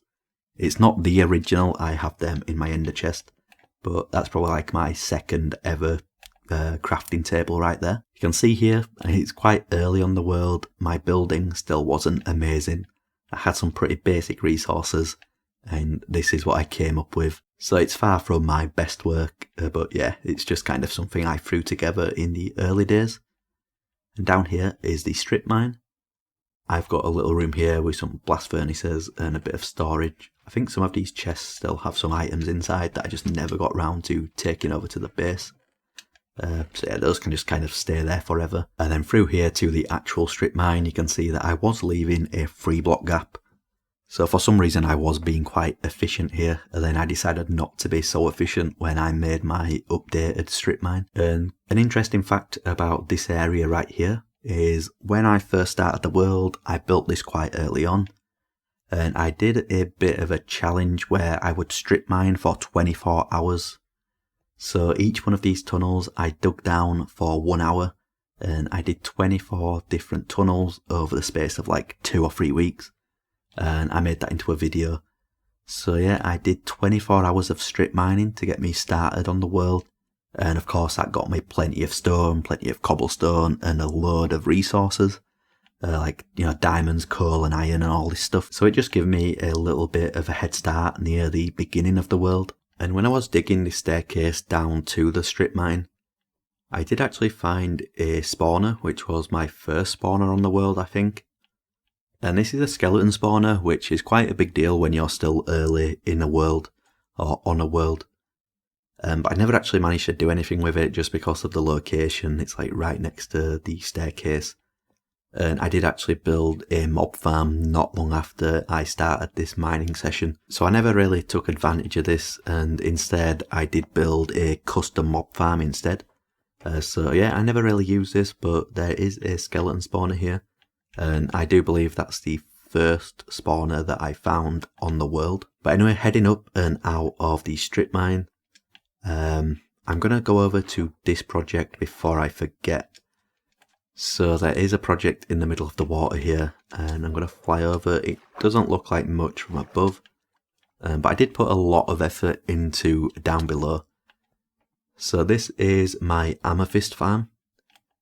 So I found this area, and there is 4 geodes, or amethyst geodes, whatever you want to call them, quite close together. So there's one there, one down here. If I fly over to the other side, or run over to the other side, there is another one up here as well. And then it's actually a bit further up than I thought. So there's one up here. I've not been here for quite a long time. Then there's one final one, which is just down here. So I'll go over to this one and kind of show you what's going on. So in the middle room where I first dropped down, if I stay there AFK, I will show you the AFK spot. All of these geodes are in the simulation chunks all at the same time. So all of these will grow. And if you're not familiar with how these geode farms work, so basically you can get these amethyst, I think these are budding blocks or something like that. So these are the ones that actually generate the amethyst. The regular amethyst blocks will not spawn or generate any of these shards. So you need these ones here that have like the X on them, but you can't use silk touch on these. So you can see there, it didn't drop the actual block, it just kind of drops amethyst shards. And I am using silk touch right there. And don't worry about me breaking them, this is only a copy of the world, so that doesn't matter. But anyway, when you find a geode, if you want to make a farm, you need to get rid of everything but keep the budding blocks, because this is how you get more of the amethyst. You can automate this system with pistons and water streams and stuff, but the way I've done it is I've just kind of got 3 levels here, so I can kind of go around these levels and then break all of the blocks that I want like this, and then everything will drop down into the water. And I'm just going to head into spectator so it's a little bit easier to show this. So all of the items drop down into these water streams and go into these hoppers, and then all of these hoppers go into a little dropper clock, and then it will shoot the items through here, and then it will go up into this little sorting system right here, and then all of the items are sorted into the other side. And that's the same for all 4 of these farms. All of the items get sucked up into the hoppers, get shot out, and then they get transported over to the storage system over here. And what the item filters do is just separate the amethyst shards. So if I want these, I need to use fortune on them. And then if I want all of the clusters and stuff like that, I can use silk touch. So I don't have as many of these because I don't have as much of a use for these at the moment. But I do use the amethyst shards to make the amethyst blocks. And they're also useful for tinted glass, which is the main reason why I built this farm in the first place. And this is the AFK spot right in the middle, so if I stay here, I'm safe from anything that might spawn around here. But everything's pretty well lit up, so I don't think that would happen anyway. And coming up to the top of this project, I do plan to like build a boat or something up here, just as a better entrance way to it. Because right now, you know, this isn't really acceptable for a long-term world, especially when it's so close to the base as well. But anyway, from here you can see a few of my other projects. So I do want to head over here, but before I do that, I'm going to fly over to this project up here. So when I actually first built this thing, I couldn't see it from the base because the simulation distance on my old Xbox was a lot less than it is now. So you can see from up here, you can actually see the base. And I think I'm on like 30 simulation distance when I can go up to about 36. But yeah, you couldn't see this from the base when I first built it, so I wasn't really bothered that it was a bit of an eyesore, but now it does kind of bother me that you can always see it in the distance just floating in the air. So I have considered knocking this project down in the past, but what this farm is a squid farm or an ink sac farm. So I needed a lot of black dye. I think at the time I needed it for dark prismarine. And the only two ways to get it, I believe, is from ink sacs and from wither roses. And it's much easier to build an ink sac farm. So I just designed my own here. It uses magma blocks to drag the squid down and then it will kill them. And then there is minecart hoppers going underneath picking up all of the items.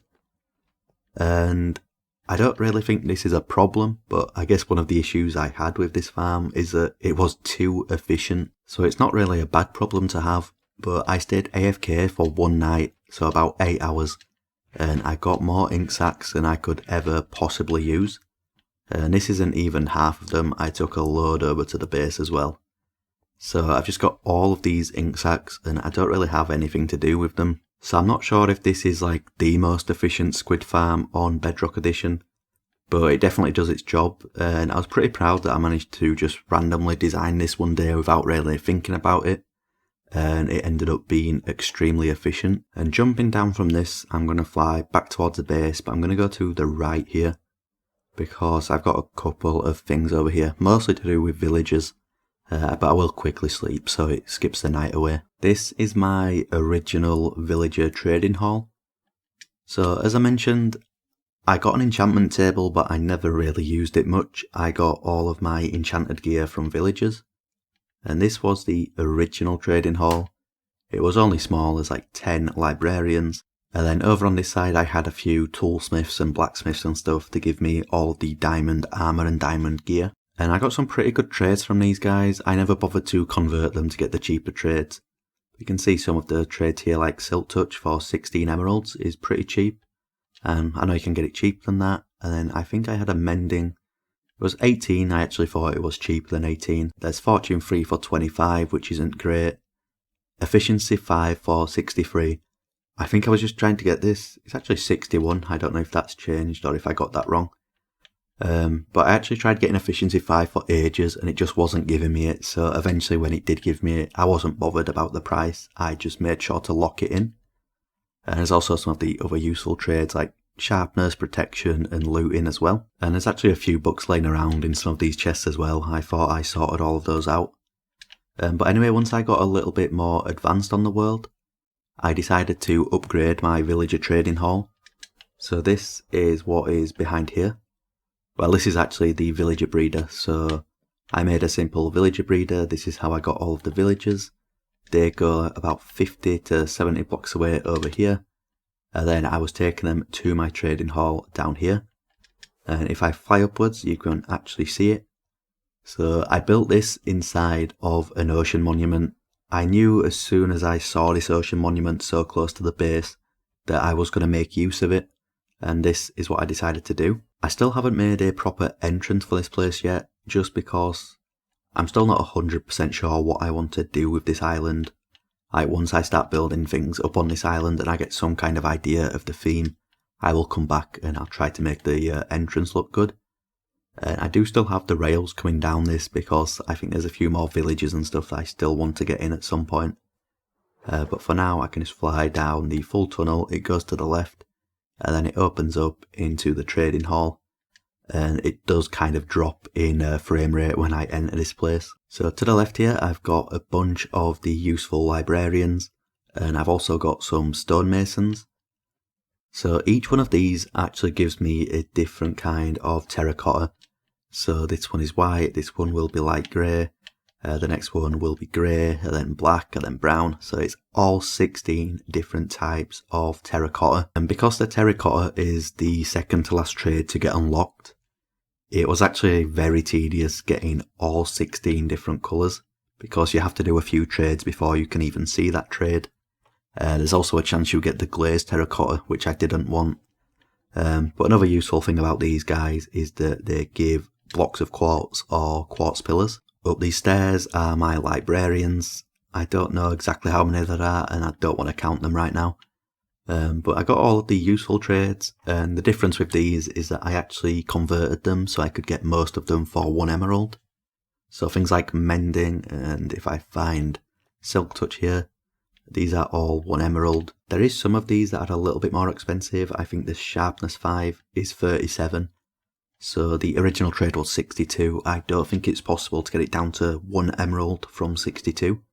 So yeah, there is a few that are a little bit more expensive, but most of these are 1 emerald each. And then through this door here is where I store all of those books. So I fill up the shulker boxes, and then once they're full, I put the shulker box in the barrel above.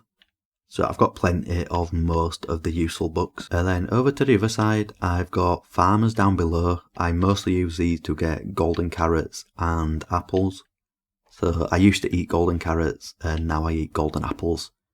So I get all of the apples from these, and then I use my gold farm to turn them into golden apples. On this row of villages here, these are basically just villages that kind of have 1 or 2 useful trades.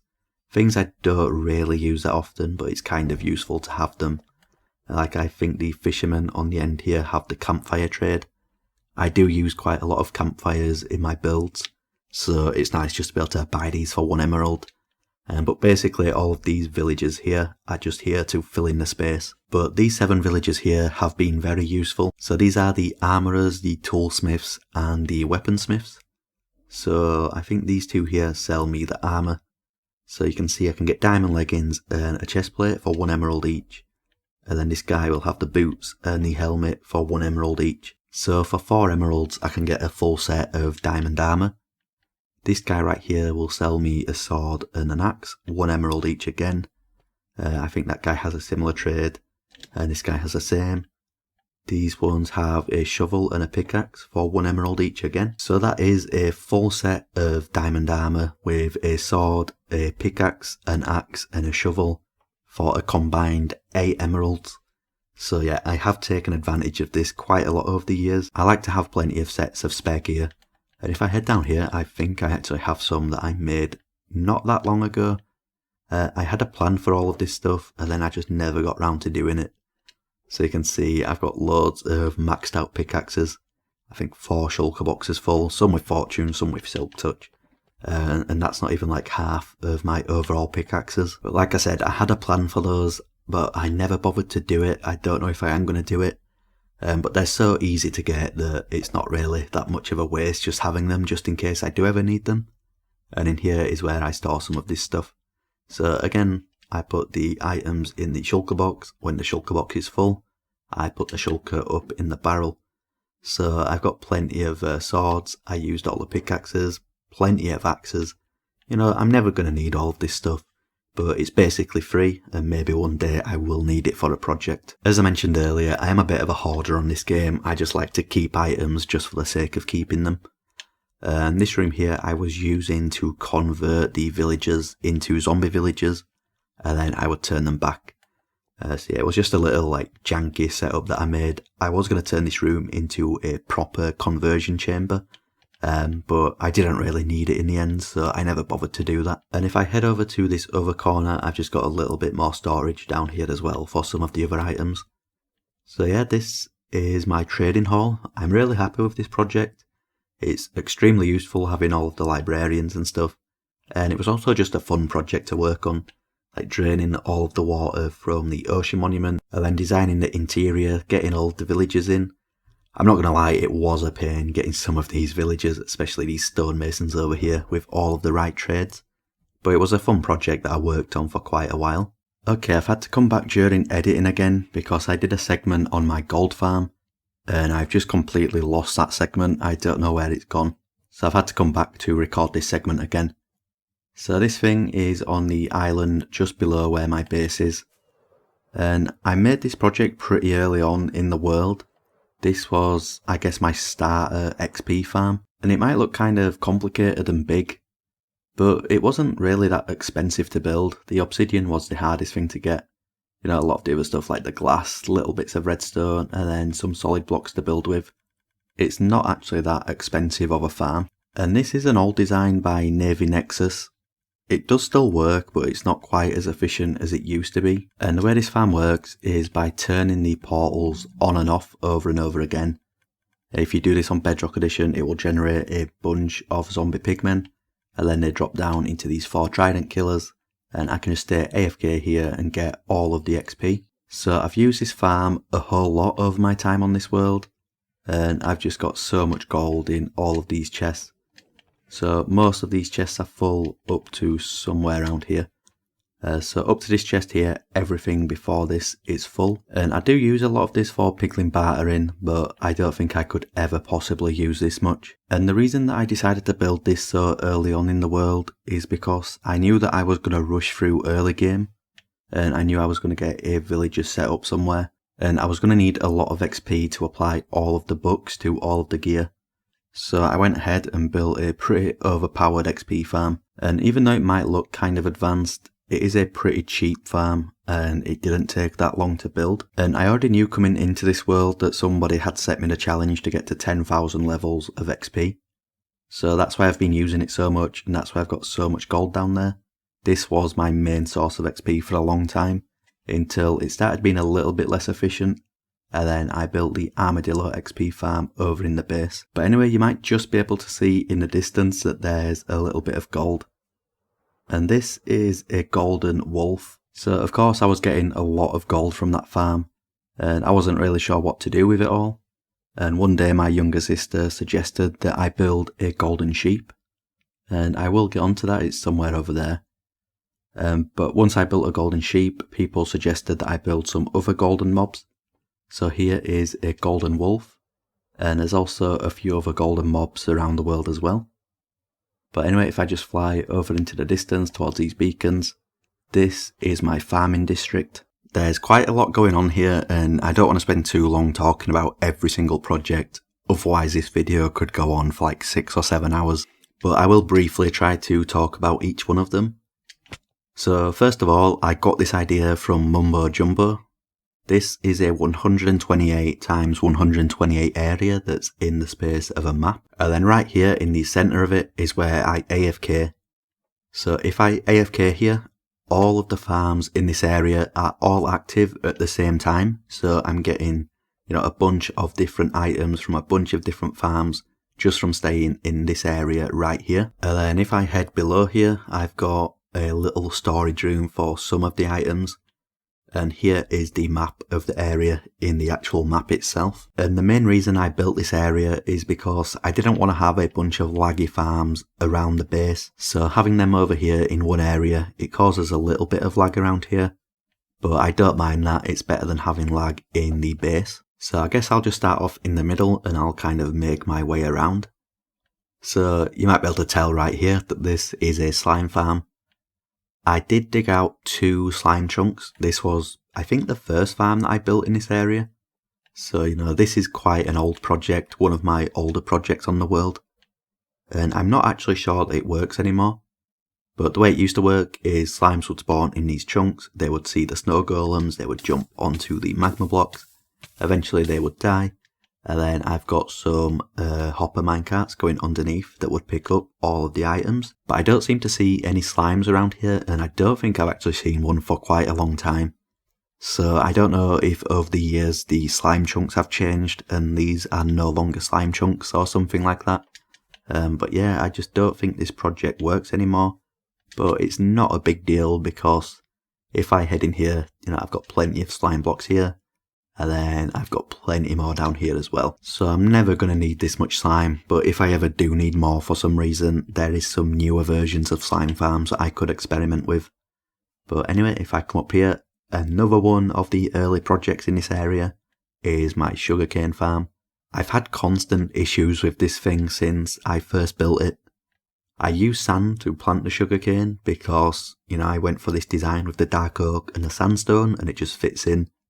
But Endermen will always come and take the sand, and then all of the water will drip out from behind, destroy the rails. It's just a bit of a pain, and I think that's why it's not working at the moment. You can see it's not getting picked up, and if I go around the other side, I think it's actually still broken over on this side. So you can see right here that an Enderman has taken a sand block, and then the water has destroyed the rails, and then the sand has fallen down because the rails are not holding them up anymore.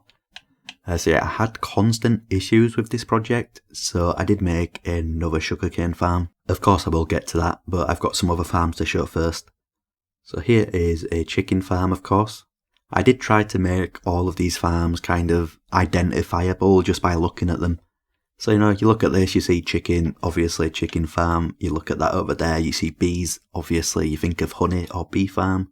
A sheep's head, obviously that's for wool. And I definitely went for looks over efficiency for a lot of these farms. This is only a single player world. I don't need farms that are like absolute max efficiency. Like as long as a farm is producing a decent amount of items, it's usually enough for what I need as a single player. But anyway, onto this chicken farm. There's just some chickens inside if I break through this wall here. I did put way too many in here. I do need to kill some of these. But it is just a standard, like chickens lay eggs, the eggs go into a dispenser, they get dispensed. The babies stay on the slab. When they grow up, they drop the chicken and then it goes into the chest. And over here, I just have some chickens that lay eggs, so I can collect eggs from this farm as well. And around the front here, see, I've got plenty of eggs, plenty of chicken, and plenty of feathers. And kind of a funny story about this farm, it was completely irrelevant. I didn't need it. I had plenty of food sources. There was no need to build this farm. I just kind of wanted to build a chicken. And then I decided to put a chicken farm inside it and build it over here. So yeah, it's kind of a pointless project. I don't need the drops. It was just something fun to work on. And I didn't realise at the time, but building this farm actually broke the farm next to it. So this is just a little berry bush farm. There's 16 berry bushes and the fox here is supposed to harvest them. But because there is chickens so close, he's actually stalking the chickens. So once I built this thing hasn't really worked properly ever since. This is how many berries I've got in the last like 3 years, maybe 4 years.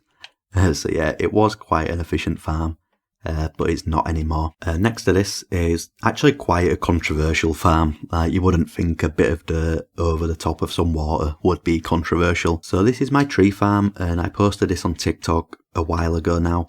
So basically I just plant these saplings, then I grow them, and then it grows a tree. So I can use basically any log type for this. But I tend to use it for spruce wood. And then the idea is that I fly to the top, then I mine it all, and then it will drop all of these saplings and stuff into the water, and everything is collected in this chest. But when I posted it on TikTok, I got a lot of hate for this project for some reason, like people saying it's like stupid, it's pointless, it doesn't do anything and all this stuff. And I'm just like, you know, it's just a little tree farm, it helps me mine wood a little bit faster. I don't know why it's so deep that people are getting deeply offended about this. I actually got insulted, people call me stupid, saying I know nothing about the game and all of this stuff, just because, you know, I get my wood in this way. And I did test it. I spent 30 minutes getting wood from this, and then I went ahead over to a forest and I spent 30 minutes collecting wood over there. And I got like 4 or 5 times more wood from this here.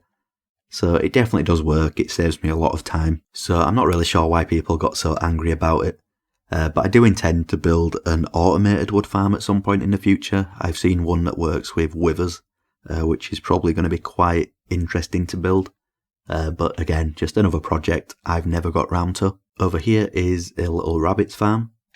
So the way this works is pretty simple. I just get some carrots from here, I go up top, and then I can breed all of these rabbits in here. And then when they grow up, they cannot fit through this gap anymore. So I can kill them like this. And then the items get dropped into the chest here, even though most of them do miss. The reason I built this was because I needed a stack of rabbit's feet for the checklist challenge. Next to that is my Nano farm. I'm sure everyone's seen one of these before. So I turn it on. I don't think there's any bone meal in it at the moment. But I just keep planting the potatoes or the carrots or whatever I need. And then it will grow them with the bone meal and then harvest them with the water that you can see. So I mostly use this for carrots and potatoes for villager trading, or villager breeding I should say. So I've done a lot of villager breeding on this world, and I've always needed a lot of carrots and potatoes for that. So this is the reason why I built this. And I did actually build another one, which I will get to when I get to it. Next to that is my mud farm. I did follow a tutorial for the hut up here. I can't remember exactly who built it. I changed little parts of it, but it was highly inspired by one that I saw on YouTube. And this is just the entrance to my mud farm. So all of this was designed by me. I do like how it looks. Somebody said it looks kind of Christmassy themed, which was never intended. But the way this works is I can head through the back here, go down this little tunnel all of the way to the end, and then I can stand here around the back, and I think this is currently set up to work for concrete. I think if I flick this, now it's for dirt. So if I put dirt here, it will turn into mud like that. So it's got two different modes. I can use it for concrete or for mud. I was using it for concrete recently. So I can just stand there, it will keep restocking it with the dirt as I place it. And then it takes quite a while to fully fill it up, so I'm not going to do that for this video. But when I'm done, I can jump down here, and all of this area that you can see here from this corner to this corner, and this will go all the way up to a couple of blocks below the ceiling. And all of this will just be a big cube of mud or concrete depending on what I need.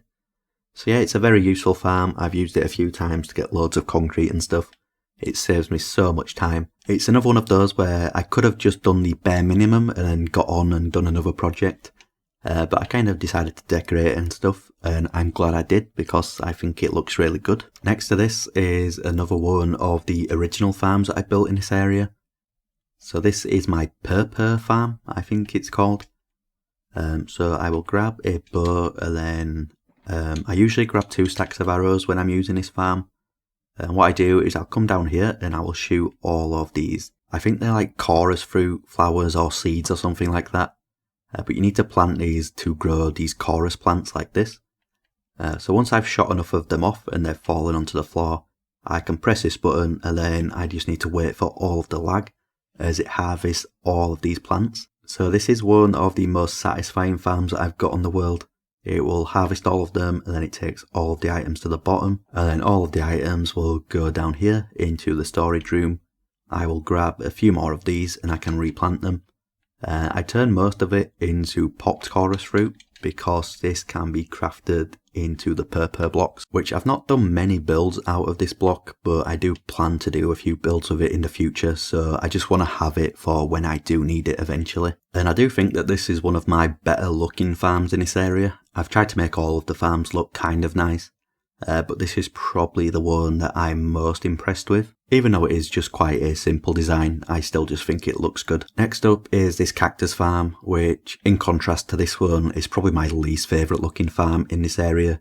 I just needed a lot of green dye, so I made a pretty simple cactus farm. It just works with the fence gates opened. So the cactus will grow, they will break on the fence gates and then fall down. I've got loads of cactus in here. It is quite an efficient farm, but yeah, it's just probably the ugliest farm in this area. Next up is a turtle farm, which does have quite a questionable entrance. So the entrance is around the back here. And if I run down, this is another build where I'm pretty happy with how it turned out. You know, I don't consider myself to be a great builder, but sometimes I just build things and I'm quite impressed with them. I'm quite proud of how they came together. This is another one of those projects. The way this farm works is I will breed some of the turtles. I can reach all of them just from walking around. They will lay eggs on some of these sand blocks here. Then eventually more turtles will hatch, and when they do, they will drop some scoots into the water. Then I can get all the scoots here. And the baby turtles will usually go into the water streams and then down into this gap right here. And usually they will grow up and then they will suffocate in the walls, but for some reason there's a few down here. That's probably going to be the same on all 4 of these. But yeah, they are supposed to grow up and suffocate in the walls, but it looks like that's not working at the moment. But you can see there is a few eggs right there if these turtles move out of the way. So I can either wait for these to hatch and get the scoots, or I can just mine these if I need the eggs for whatever reason. Which, of course, I did need a stack of these for the challenge. I've not needed them for anything else as of yet, but maybe one day I will need them for something. Moving on from this one is my Axolotl one over here. So this is another one. I didn't do a great job with this. I definitely could have made this one look better.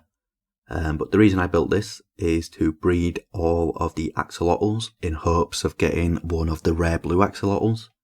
And like I said earlier, I did actually manage to get one. So it didn't actually take that long, and I did get this guy. So you can see here, this is the rare blue one. I think I only bred probably about 60 or 70 different pairs of axolotls before I got this guy. And I think the odds are like 1 in about 1,300 or something like that. So I got very lucky, I got this quite easily compared to other people. Next to the axolotl is the Armadillo, which is the most recent addition to this area. So to get inside, I just need to go up the tail around the back. Then it was a very simple farm. There's just some armadillos on some hoppers with some carpets, and then they drop all of these scoots into here. I've actually got way more scoots than I could ever use. I have like, I think 9 or 10 shulker boxes full of them. I'm never going to need that many scoots for anything. But yeah, it's a farm, I built it, and it's over here now. But anyway, in between these projects kind of is this water elevator here and a way down right here. So this is my kelp farm, and it doubles as a bone meal farm. So in the dark area here is a skeleton spawner. These skeletons will go up and then drop down into the trident killer. I can just stay AFK here, get a bunch of bones. Then the bones get turned into bone meal and bone blocks. And then I can use those to power my kelp farm over here. If it's got some in, I might try run it. So it looks like it's got no bone meal in at the moment. But this is a kelp farm that uses bone meal. This is not a 0-tick one like the one before that was broken. So all of the kelp will end up in these smokers, and then it will go into these chests when it's finished. And then I can craft it up into kelp blocks over here. And this is my source of fuel at the moment. I think it is one of the better sources of fuel, and it's so easy to get this stuff that I might as well use it. About this room, this was the original room that I made when I was experimenting with new block palettes. So I picked a few random block palettes that I liked off a website, and this was before I built the room in my base that chooses them for me. So I numbered them 1 to 5. I got Siri to pick a random number from 1 to 5, and then I built with that block palette, and this is the one that it chose. And again, I really like how this room turned out. You know, it was fun to experiment with blocks I wouldn't have usually used. Like, I don't think I've ever used these, I forgot what these are called. They're some kind of roots or something like that. This is a muddy mangrove root. I don't think I've ever used them since, but I do like how they work in the ceiling here. Also, I wasn't really using mud much back then, but now I do like using mud. Mangrove wood, another block I don't tend to use, and the red mushroom blocks as well. It's not really a block that many people will use in builds. And if I head up from here, again, another project I've never got onto doing is making a proper like entrance for this. I do want to build something, like some kind of building around these, but I just don't know what. I've never really been hit with that bit of inspiration for what to build here. So I've just never got round to doing it. Over into the corner here, I've got 2 of my least used projects. So first of all is this record disc farm. So this is a creeper farm. It will only spawn creepers. It does get some spiders in here, but you know, that's not a big deal, because I don't really need many creepers, so I'm not too bothered about efficiency. The creepers will drop down here. They will be on like half a heart or whatever. And then I've not used this for quite a while. So what I would do is wait for a bunch of creepers to be in this spot right here. And then when I've got a few, I would open this. And there used to be a skeleton in here. He would shoot the creepers, and then it would drop a bunch of the different record discs. But when I had that glitch where a bunch of my mobs despawned, even if they were named, I lost that skeleton, and I've never got it back in here. I don't really need it anymore because I've got plenty of each of the record discs. I just did this so I could get 1 of each, and I ended up getting like at least 10 of each of them. So it was worth the time making this project, but it's not something that I'm ever going to need anymore. Right in the corner is another one of the projects I was just never really too happy with, especially the exterior of the project here. If I go down, I don't think it's quite as bad down here. So this is my basalt generator, and I'm not totally sure if it even works anymore. So it creates the basalt and I can just destroy it. Not the fastest farm in the world. And some of it gets sucked up. I don't know if all of it does. I think there might be a few minecart hoppers that have disappeared over the years. You can see right there's like a minecart hopper. There should be one there as well, but there's not. So it's not maximum efficiency, but I did get plenty of basalt from this. And it's not really a block that I tend to use that often anyway. And next to this is a farm that I do use, or at least I use the drops from this farm more often. So of course I've got the bees here because this is a honey farm. So the farms are actually inside of the bees. This one here is just for display, there's nothing inside that one. But these two up here, both of these have a farm inside. So I got a little bit of lag there, but if I can get on top. This one is for honeycomb. So it uses shears to shear the, I think these are beehives, or these are the bees' nests. The beehives are the natural generated ones. So it uses shears on these to get honeycomb, and then it is shot down below into the storage room. And then if I jump over to the other one, this one gets the bottles of honey. So in here I use the glass bottles which I get from the witch farm, which I will show later on. And these get the bottles of honey and again drop down into the storage room. And I don't actually know if this is currently functional. I haven't seen any bees in here the last few times that I've come in here. So I don't actually know if there is any bees in here at the moment. And down here is a bee's nest, and this is what I use as a storage room. So there's not a whole lot going on in here. I've just got a few chests. So I can get my honey bottles. And I don't think this farm is working because I put 3 in here last time I was here and there's no more. So I'm not sure what happened to those bees, but I will have to get some more bees for this. But the honeycomb side of the farm is working just fine. So I get plenty of honeycomb blocks, and I've got plenty of honey blocks over my time. Although I don't tend to use this block for much. It's more used in redstone for like piston doors and stuff like that. Flying machines. But I don't really use that kind of stuff, so it doesn't have that much use for me anyway. And if I go upstairs, I've just got some water streams. So the items drop from the farms down here into the water streams, and then they go down into the chest down below. So that's almost everything for the farms that are above ground in this area. But there's a few more to show here. So here I've got a melon and a pumpkin farm. These are just copies of each other, but this one's got the pumpkins and of course the melons with the green glass on this side. I assume this is full because it doesn't look like it's picking up the melons. It's quite an efficient farm. Same with the pumpkin, but I don't really use these blocks or items that often. People tend to use them for villager trading, but I actually get all of my emeralds from my raid farm, which is actually just behind there. So I've never really needed these farms, but again, I wanted to build a farm for every item. So I ended up building these. And if I do ever need pumpkins or melons for anything, then I've got plenty of them already. And then wedged in between the two is my wool farm. So if I just fly on top of the sheep here, you can see my wool farm right here. I've got 4 of every single colour of sheep. Occasionally these things do get struck by lightning and die. But I don't think there is any that are dead at the moment. So the way this farm works is pretty simple. It's like kind of same as all the other ones. So the sheep are in these areas, they will eat the grass once it grows, and then they will grow their wool back. And then that is picked up by a redstone signal behind. It will fire the dispenser which has the shears in, so it will shear the wool, and then the wool goes down below to the storage room.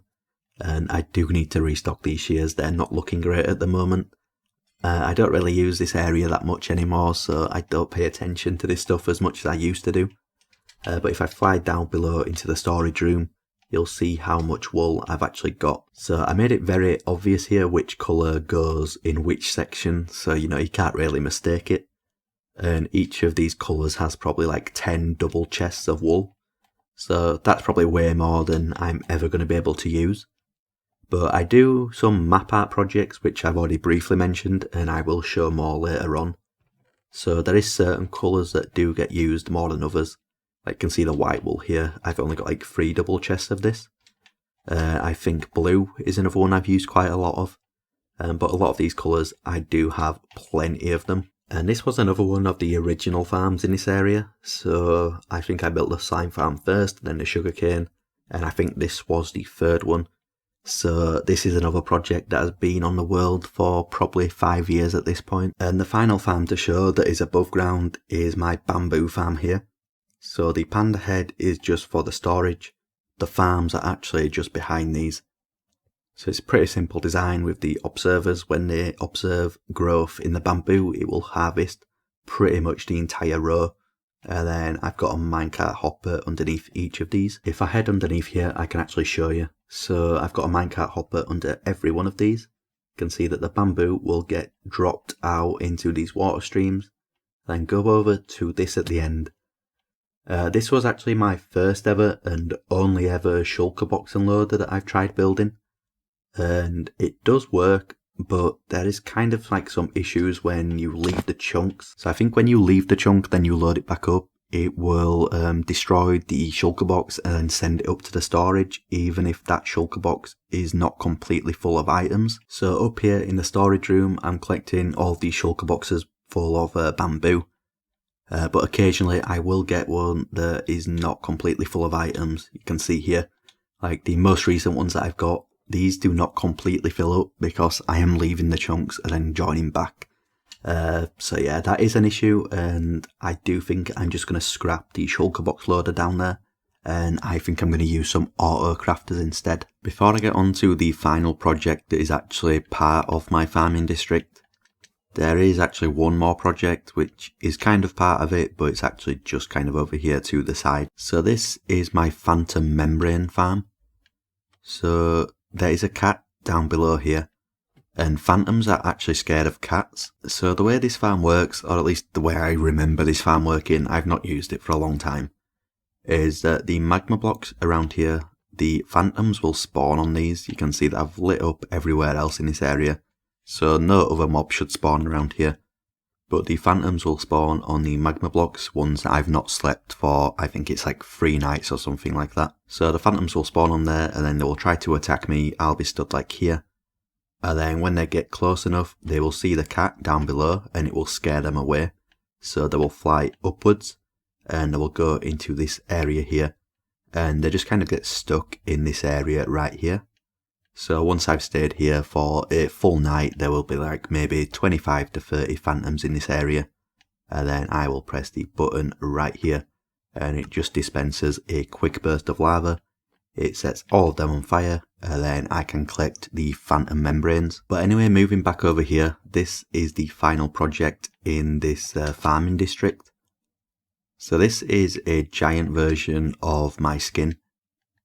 I don't really know why I decided to build my own skin for this project. There was no real reason for that, but I did do it. So this is a giant version of my skin, and if I walk inside, I can drop down, and this does drop down quite far down here. And this is just like a second tier of my farming district, and this is just for a bunch of the smaller farms that didn't really need to have like a big project up above. So I just come down here, and this is where I build some of those. So like right here, I have a glow lichen farm, which I've not used for a while. I think I just break this block here and it should regenerate. Over here is hanging roots, which I think I need to switch this one on, so I can just get some hanging roots from this. I also have a cocoa bean farm. Originally I did have this up above in the actual farming district, but I changed my mind. I destroyed it. I built the mud farm there instead, and I decided to build it down here. Over here is a snow farm, just so I can get some quick snow. Very simple farm there. I've got some more spaces to build. I can expand this if I want to. And then if I run back, there is 2 other little wings that I can check out as well. On this side, I've only got one farm, and it's a sugarcane farm. This one uses bone meal, but it's actually out of bone meal at the moment, and I did design this myself, so it's not perfect. The issue is that the redstone is right behind the dispensers here, so I cannot actually refill these with bone meal unless I come behind here. I need to break all of this and then refill them one by one, and then I can get the sugarcane and replant. So it's not perfect.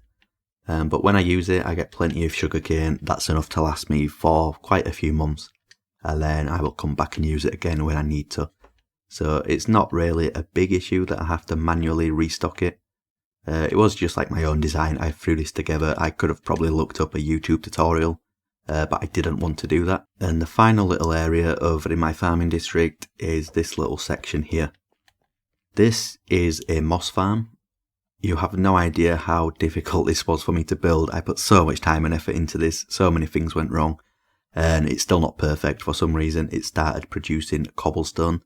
When I first built it, I fixed it. I spent loads of time sorting out loads of issues I was having.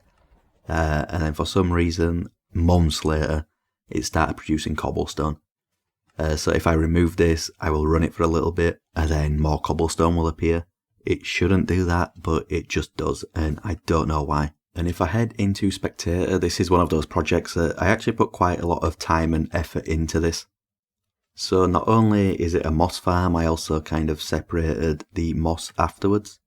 So half of it will go and get turned into bone meal to run back through the farm. So if I press one of the levers out here, this one right here, I can decide if I want to have moss or bone meal.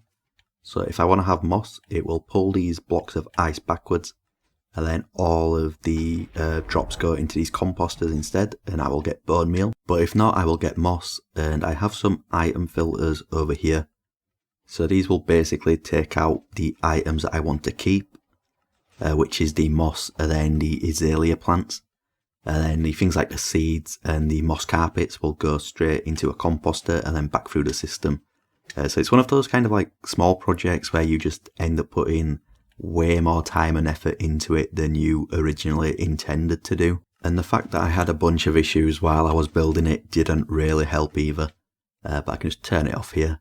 I did get plenty of moss and all of the different stuff that I needed though, so it's not really a big deal if I can actually find the right chest here.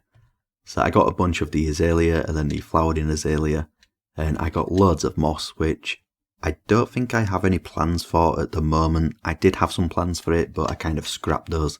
But if I ever need it for whatever reason, I do have it on hand. I haven't really decided what farm I want to build in this space yet, but I'm sure I'll figure something out eventually. And then the rest of this area is my sniffer farm. And I can also get some torch flowers and pitcher pods. So the sniffers will dig in the dirt, and then there's a hopper minecart that will pick up all of the torch flowers and the pitcher pod seeds. And I can either go ahead and breed up the sniffers with these seeds. So if you don't know, you can actually breed these things. So you just go through here and breed them up with these seeds. They will drop an egg, and then the egg will get picked up and put in a chest. Or I can come over to this section and I can just plant these things. So I do just kind of collect these. I like to put them around the base. I don't need loads and loads of them, but it is always nice just to have farms for these kind of items, so when you do need them, you already have them. So that is it for the farming district itself, even though I do have a few other farms quite close by, and I've got some more around the world as well, which I will be showing. And there is still a lot of area in this space where I can build some more farms. And whatever area doesn't get filled with farms, I'm going to add some pathways and stuff around this place. So hopefully in the end this is going to all come together quite nicely. But anyway, if I jump down and I head to the bottom of this area, this is a long-term map art project that I've been doing. I started this very early in the world. When I originally started the farming district, I built the sheep farm quite early on, as I think I mentioned. And that was mostly so I could get wool, so I could start doing some of these map art projects. So if you're not familiar with map art in this game, basically a map in Minecraft is 128 by 128 blocks. So this is what I've laid out here. So you can see where it's flat here. This is 128 by 128. And this area is in the location of a map. So you can see here, I have lined it up perfectly with this map right here. And each of these 8 by 8 tiles is a different little bit of art which has been suggested to me by either someone on Reddit or someone on TikTok. I think I've had some suggestions over here on YouTube. And there's one or two that I've just decided to do because I wanted to do them. And this is the overall map. So have a look at it, see if there's any of these things that you recognise. Some of them are like flags, there's some kind of famous Minecraft YouTubers. Some of them are just some skins of my followers. You know, there's some Minecraft mobs and stuff in there. Maybe you might have even suggested one of these. So yeah, this is all I've got for now. There's not a whole lot more to do. Well, I guess there's like a third or so more to do. I just kind of lost a little bit of motivation for this because people were just suggesting the same things all the time. Like if I did a YouTuber skin, everyone else would suggest more YouTuber skins. If I did a flag, everyone suggested flags. And I kind of wanted to mix it up a bit, and I wasn't getting as many unique suggestions as I wanted.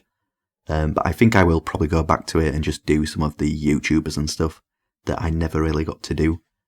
But some of the unique ones that I liked is like this one over here. Someone suggested that I do a burger. You know, that's a nice, unique suggestion. It's not something anyone else suggested. So I built that over here on the same row, I think it is, or maybe the row above. It's harder to find them when you're actually down here. It was this one right here. Someone suggested a 2D Minecraft biome. So here it is with the grass and the sky, the trees. So it was all the unique ideas that I kind of wanted, and people just started suggesting the same things over and over again. And it just made me lose a little bit of interest in this project. But I definitely want to come back and finish it off at some point. It's one of my goals for this year, is to get this project finished. I'm flying over to the other side of my farming district. This is my raid farm. I would say this is probably my first kind of big-ish project on the world. It's not huge, it didn't take that long to do. But I think I actually built this before... Actually, I definitely built this before I even got to the end to kill the dragon. Because I wanted all of the emeralds for villager trading, because I wanted to have the best gear to go into the dragon fight with. So this was like a very, very early project on this world. But anyway, this is just a simple raid farm. It didn't take many materials. It was very easy to build. I did a little bit of item sorting here. So basically, I set up a filter for the emeralds. And then everything else, I didn't bother with a filter. I just, got all of this stuff in here. I went through and got some of the books early on and the totems. But most of this other stuff was just junk, so I threw it away. And this thing did get a whole lot of use because I wanted a whole lot of emeralds. So I've got so many different enchanted books in here. I never really bothered to do anything with these. They just sit here. Now and again I'll come over and see if there's one that I need, because I don't have villager trades for every single enchantment. So sometimes I just come over here if I need a certain enchantment and I don't have it, and I see if it's in here. And I've also got a bunch of totems over here as well. Each of these shulker boxes is filled with them. I think I've maybe used 2 totems since I started this world. Maybe even just one actually. I remember using one when I fought the wither and it escaped and it ended up killing me. Because I tried trapping it under the end portal.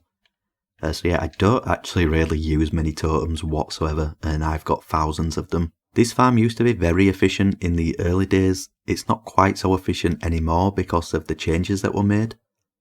So I used to just be able to stand up here in the AFK spot, AFK all night. I'd come back and I would have a bunch of emeralds and stuff in the morning. But these days, for the pillagers to spawn, you need to use an ominous potion. And you need to take one of those every 5 or 10 minutes or so you can't really just AFK at this farm anymore. But that's not really a big deal. I got so many emeralds that I don't really need to use it anymore anyway. And I guess the biggest pain about building this thing was getting the villager up here. So there's a bed through here, and then there's a villager. He's been there for quite a few years. He's called ALC for some reason. Actually, I just remembered that the original villager actually disappeared when I had that issue where all of my named mobs despawned, or just all of the mobs in general despawned. So this guy isn't actually the original villager. But anyway, if I turn from here, there is a village, and then I've got a golden creeper. So I built this mob farm up here, which I will show in a sec. And many years later, when I was building the golden mobs, I thought I might as well just build a golden creeper over here right next to the mob farm, because this is where I get all of my gunpowder. And this is actually another one of those projects that I did pretty early on in the world. So it's a very big project. I didn't do it all straight away. So you can see there's 4 different sections here, and they're just copies of each other. I think I did 1, maybe 2 of them pretty early on, and then I took a break for a few months and I came back and finished it. And this was my own original design. I do think it's fun now and again just to design your own farms. They might not be as efficient as other people's farms on YouTube, but there's a bit of fun just designing your own. And this one did actually end up being very efficient. And it's a very simple design as well, actually. So you can see here I have these platforms. Mobs will spawn on these platforms. It is actually dark, but I'm using night vision at the moment. So it's pitch black under here. The mobs will spawn. Then there is trapdoors on the side of these. So the mobs see those as a full block and they just walk straight off the edge. You can see loads of them falling down. They die down below due to fall damage, but now and again you will get a mob that survives due to armor. So that is why I've got magma blocks down there to do a little bit of extra damage. And then of course all of the items are picked up by these minecart hoppers and sent to the storage room down below. And you might be thinking that this is a very big project to be starting in the early game. But even though I was still early on the world, I wouldn't have considered it to be early game. So my views on this game, I think there's two kind of players. One kind of player thinks that when you kill the Ender Dragon, that is the end of the game, and there's not much to do after that. And the other kind of player, like myself, I think killing the Ender Dragon is the start of the game. I think everything before the Ender Dragon, it's a little bit boring and repetitive, so I don't like to dwell on that part of the game. I try to get it out of the way as quickly as possible, so I can start some bigger projects like this. So even though I started this project when I was only 3 weeks into the game, I was already past all of the boring early game stuff, and I was ready to start on some bigger projects like this. And the reason I built it is because I just killed the dragon and I got my elytra, and I was quite desperate for some gunpowder. So I built the sugarcane farm, and then I built this over here to get some gunpowder. And I don't use this farm as much as I used to do, but I do come over now and again and stay AFK overnight, and it gives me enough gunpowder to last me at least like 6 months or more. And then of course I get a bunch of the other useful mob drops as well. Things like redstone I get from the witches, and this is actually stocking up a lot these days because of the witch changes that got made. Over here is the bones. This is the second most useful item that the farm produces. So I get a bunch of bones and I turn all of this into bone blocks. So I have a bunch of farms on this world that use bone meal. So of course it's just nice to have a supply of bone meal so I can use those farms.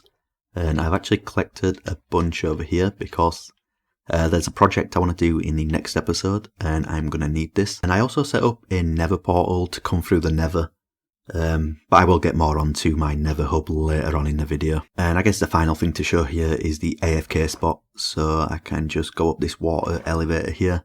The AFK spot is right in the middle.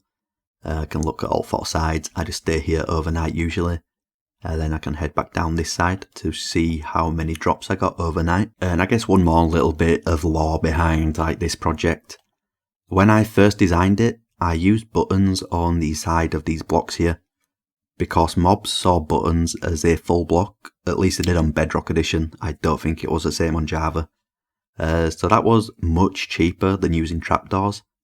But eventually it got changed so buttons didn't work anymore. So I did actually want to use the coral fans. You saw the little farm that I have at the bottom of the base. That is the reason why I built that farm. I wanted to use the coral fans, but I didn't quite realise how many of them I was going to need for this project. So in the end I decided it would just be easier to get all of the spruce wood to make the trapdoors. So yeah, this has had a few little changes over the years, but as you can see it does still work very well. I've got a lot of projects on this world, but if I was going to make a list of my favourite projects, I'd say this one is definitely in my top 3. Not just because it's so efficient and because it's been so useful to me over the years, but also just because it's my own design. I think that boosts it up a little bit just because I'm proud that I designed it myself. But anyway, moving away from this, I've got a little bit of dodgy generation here from where my world has been updated. It tried putting a mangrove swamp over here which wasn't here before, and I think these were already loaded chunks, so it's kind of messed it up a little bit, but that doesn't really matter too much. But the next project is a much more recent project that I want to show, and this is a little pyramid in the middle of a desert, and this is yet another trading hall. So this is the 4th one I've shown, I think, including the original one. So in here I've got some Fletchers. This is basically just for some villagers that didn't fit into my original big trading hall over there in the Ocean Monument. So I thought I'd just make a smaller one, and then if I ever need any more villagers I can put them in here. And the first ones I got in here were these Fletchers right here. So I'm trying to get a stack of every item. That means I need to get a stack of all of the different tipped arrows. And I thought it would be smart to get these from the villagers because these trade the tipped arrows. Yet that just wasn't a good idea. It was going to take so long to get all of the different ones that I needed. It was so much faster just to get the potions and use cauldrons and get them that way. So I scrapped this after 3 of them. I will kill these and I'm sure I can use this for some more useful villagers at some point. But yeah, that was a scrapped idea. Over on this side, I just laid out some extra rooms so I can put more villagers in here at some point down the line. And then upstairs is the most important part of this place. I think it's over on this side. So I got all of the librarian villagers with the trades that I wanted, and then they started adding more enchantments to the game, like density and breach. There's also lunge now, which I will get a villager for. So yeah, this is just for those extra librarians that have the new trades that I don't already have. Not the best trades here, 63 emeralds for one, is it density book?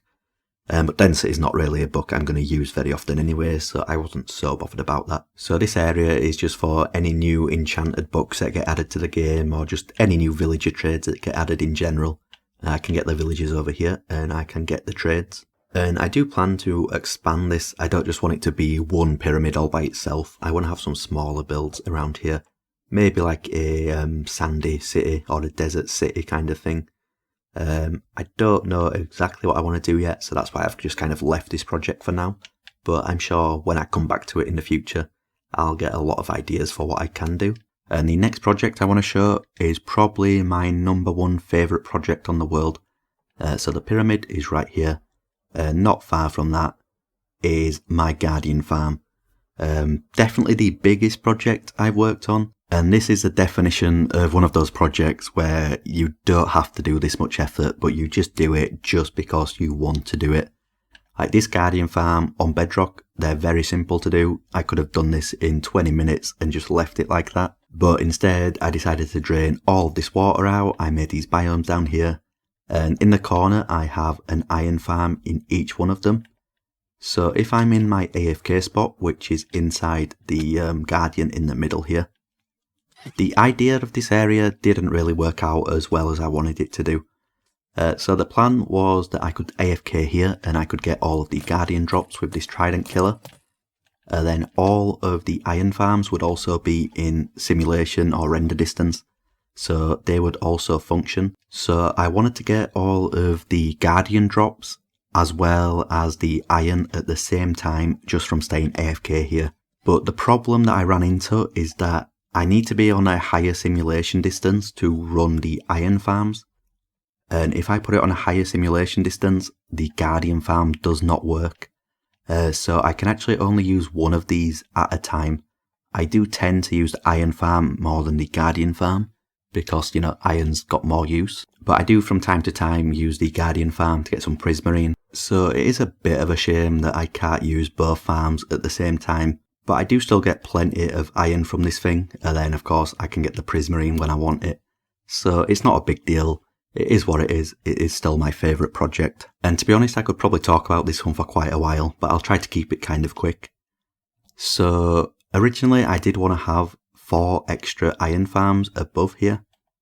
So I kind of did something similar on one of my original worlds, which I think I showed on YouTube a few years ago, probably like 8 years ago now, where I had an AFK spot in the middle, and then I had 4 iron farms down below, and then I had 4 more up in the sky, so 1 above each of them, and it was like 100 blocks above the iron farm that's down below. So this meant that I had 8 iron farms running at the same time, and I was getting some crazy rates for Bedrock standards. But for some reason I tried building some farms above these ones, and it just didn't seem to work anymore. The bottom farms were always working, but the top farms wouldn't work. so I ended up just destroying them. I didn't really like how they looked anyway. And I'm getting plenty with 4 iron farms, so I don't really need that extra 4 anyway. And this, I think, is probably the first project where I just sat down and I grinded on it day after day after day. And I went into it without any kind of like definite plans. I knew I wanted to have some iron farms around the outside, but I didn't really know what I was going to be doing with the area. I just started cleaning out the water because I've seen other people do it. It's always looked cool. I did it years ago, but on a smaller scale. And to be honest, I didn't really enjoy it. Draining out the water is a huge pain. But this took probably like a week just to get rid of all of the water. And then I had this big open area. I wasn't really sure what to do, so I just started kind of digging these big areas down below here. And at the time, the whole hardcore YouTube trend was taking off. And there's a guy called Sandiction. I don't know if he still uploads. But I watched a few of his videos while I was digging out all of this area, and it gave me the idea to make each of these quadrants into a different biome. So that's what I went ahead and did. The first one is the Nether, which this was the first one I did, and it's probably the one I am happiest with. I think I did a good job here. I made my own like kind of custom Nether fortress. Moving on to the next one, this is a snowy biome. I like how it turned out. My problem was that I couldn't use snow layers like I originally wanted to do, so I had to use white carpets instead, and I just don't think the effect is quite as good as it could have been if I could have used snow layers. I think it's just something to do with the biome I'm in. The snow kept melting, so I couldn't use it. So that was a little bit of a pain. This was one of my first attempts at using custom trees. I think I saw some kind of similar to this from Scar or something like that, and I tried doing my own. Some of them are not perfect, some of them look a little bit better. I'm pretty happy with how most of them turned out, to be honest. And then we move on to the worst section. I've always planned to rip this out and do it again. It's just like a big project and I kind of don't want to do it. I think I was just getting a little bit burnt out. I'd already put so many hours into this project, and I just kind of wanted to get it done so I could start making videos about it and putting it online. So I just threw any random biome together. I do like the idea of an end biome, but this just didn't do it. I could do so much better than this if I thought about it a little bit more.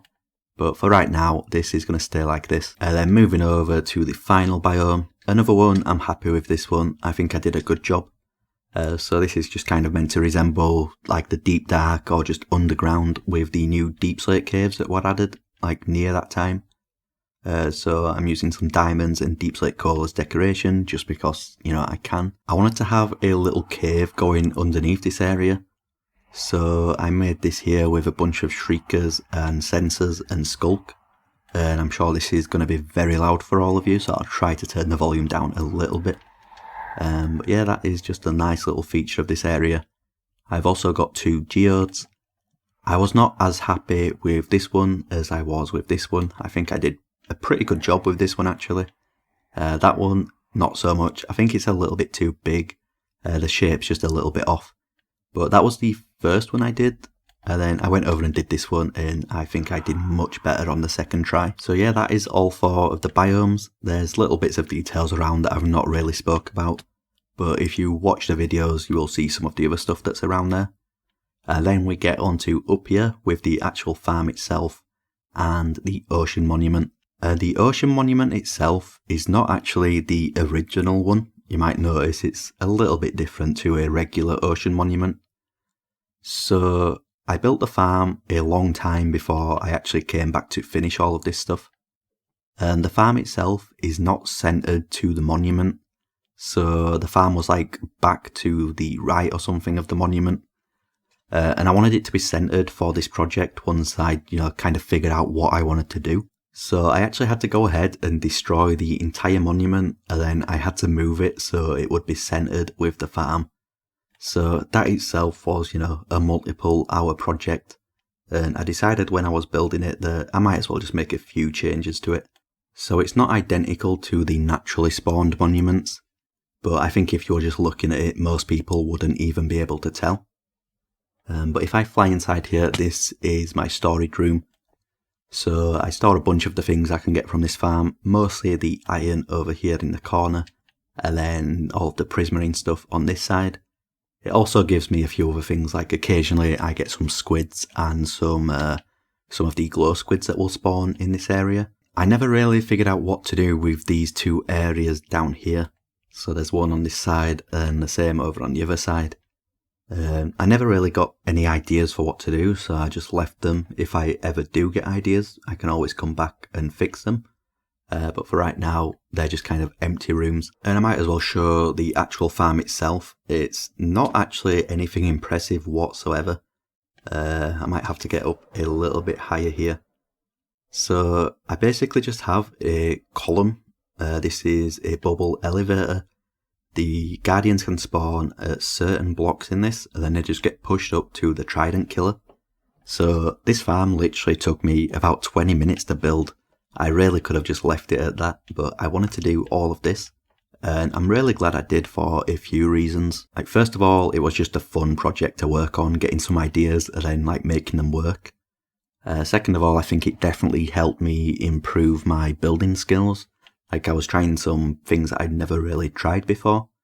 Then third of all, it got a lot of attention to my TikTok page and then my YouTube channel. I'm sure there's quite a few people who are watching this video and that watch this series that got introduced to my content because of this build. So yeah, it was a big grind getting all of this done, but it is definitely my favourite project on the world. Okay, I might have underestimated how much stuff I've got to show on this world. I've already got 4 hours worth of footage recorded, and I still have quite a lot more to show. So I might have to speed through some of this. I have a few more farms to show that are not that useful, so I won't spend too much time talking about these, such as this one right here. So this is my mob head farm. So this side here will spawn a bunch of different mobs. You can see the skeletons there. It also spawns zombies and creepers. And then over on the other side, this side will only spawn creepers. And what I do is I get the creepers on this side and they will go down to the bottom here.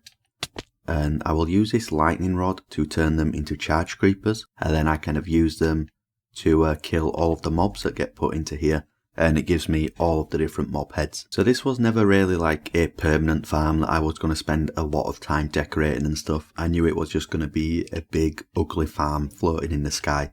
So that's why I kind of built it quite far away from some of my other projects, so it's not in view. And I don't really need to use it anymore. I have a stack of all of the different mob heads. So I do come over now and again just to grab a few more, but it doesn't really get any use at this point. And then if I just fly past here, you can see the original golden mob, the golden sheep right here. So this was the first one suggested to me by my sister. And I can actually fly into the mouth, and there's quite a big area in here. I was kind of thinking of ideas and things I could build in here, but I just never got around to doing anything. I couldn't think of anything that was worth doing, you know, so I just kind of left that. Maybe I'll come back to that in the future. And then right next to this, something that wasn't really planned, but you know, there's a sheep here. And then up here is a passive mob farm. So there's a trident killer down below. I would turn that on and then just stand in this AFK spot overnight. And a bunch of mobs would spawn, walk off, and then get killed.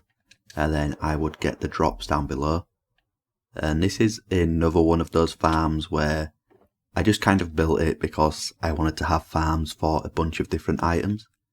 You can see here I've got 2 pink wool here. So that's 2 different pink sheep that have spawned and then being killed by the farm while I've been AFK. You see I just got a bunch of meat and stuff that I don't really need. The leather is probably the most useful thing, but I actually get that from Piglin bartering, so yeah, it wasn't really the most useful farm. It was just one I did just to have it on the world. I am trying to get a stack of every item, so it's nice just to have farms for certain items, just to kind of show how I'm getting them. So yeah, this is probably the main reason why I built this. You see a beacon over here. This is the area where I mine all of my sand. So I'm one of those people that's very against cheating and duping in this game. I like to play the game as legit and vanilla as possible. So I actually collect all of my sand manually. I don't think it takes long whatsoever. You can easily just get a few shovels, head over to the desert, and then get like 5 or more shulker boxes of sand in no time. So this is always how I've collected my sand. I know a lot of people like to dupe it and they say it's too hard to get or whatever, and that's why they do it, but it's just not. It doesn't take long to just mine a little bit of sand. And unless you're like one of those massive technical players that needs like millions and millions of it, it's not a big deal to get a few shulker boxes full of it. And there's actually 2 more beacons over here, which I kind of forgot about. So I'll quickly jump down here. This is the area where I fought 10 withers at the same time. So yeah, there's a lot of carnage that went on around here. I think I actually got a little memorial for it over here. I can't remember what I put on this sign. So if I just jump up here, the Great versus 10 Wither battle on the 3rd of the 4th, 2025. So almost a year ago now, I decided to fight 10 Withers in this area. And you might want to go check that video out. I thought it was, quite an impressive video. And moving on from that, I've got a couple of other projects to show around here. But I'm kind of a little bit lost. I'm not totally sure where these are. I usually fly from the base, so I'm a little bit disorientated here. So I'm going to have to take a second just to try and figure out where I am. Okay, I think I've figured it out now. So these projects should be over here somewhere. So one of them is pretty big and there should be some beacon beams. I think it'll just be over here somewhere. Yeah, right here. So this is my witch farm. Still a work in progress. As you can see, it's a big project. And I did dig, or I am digging, all of this out by hand. So usually people would use TNT dupers, or for Bedrock Edition you can't really dupe the TNT, so people would dupe the sand and then make flying machines to dispense all of the TNT. I decided that I'm going to do this by hand. And this was a project I started very early on in the world. I knew I wanted to do this. I knew it was going to take a long time. I was under no impression that this was going to be a quick project. It was always going to be one of those projects that I work on over multiple years. And I am getting pretty close to digging all of this out now. There's a little bit there that will probably take about an hour or 2. And then there's quite a big chunk here, which is probably another 8 or 9 hours or so. But yeah, this is a 151 by 151 area, I think. So quite a big area.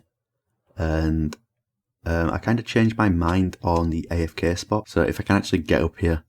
Originally, this little bit of tinted glass there was supposed to be the centre of the farm. So I dug out that area. Then I actually changed my mind and I've decided that this here is going to be the centre of the farm. Actually just up there where the trident killer is.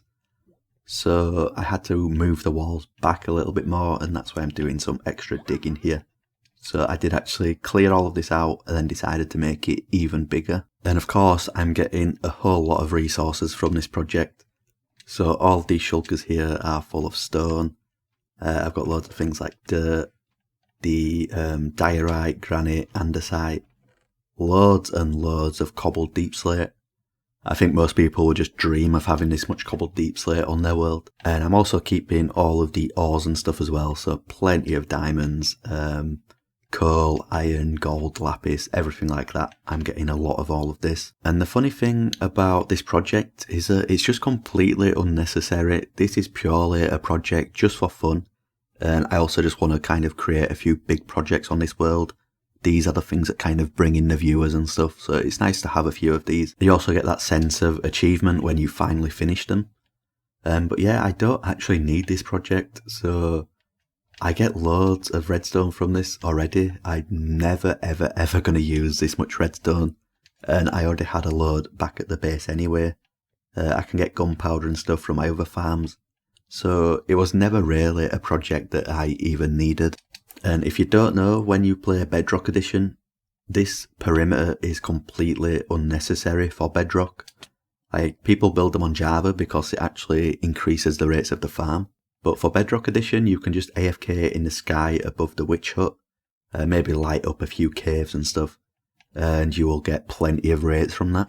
So digging all of this out, it's just completely unnecessary, and people love to point that out every single time I post this project online. And this is not actually the only project on this world where I've dug out a big space like this.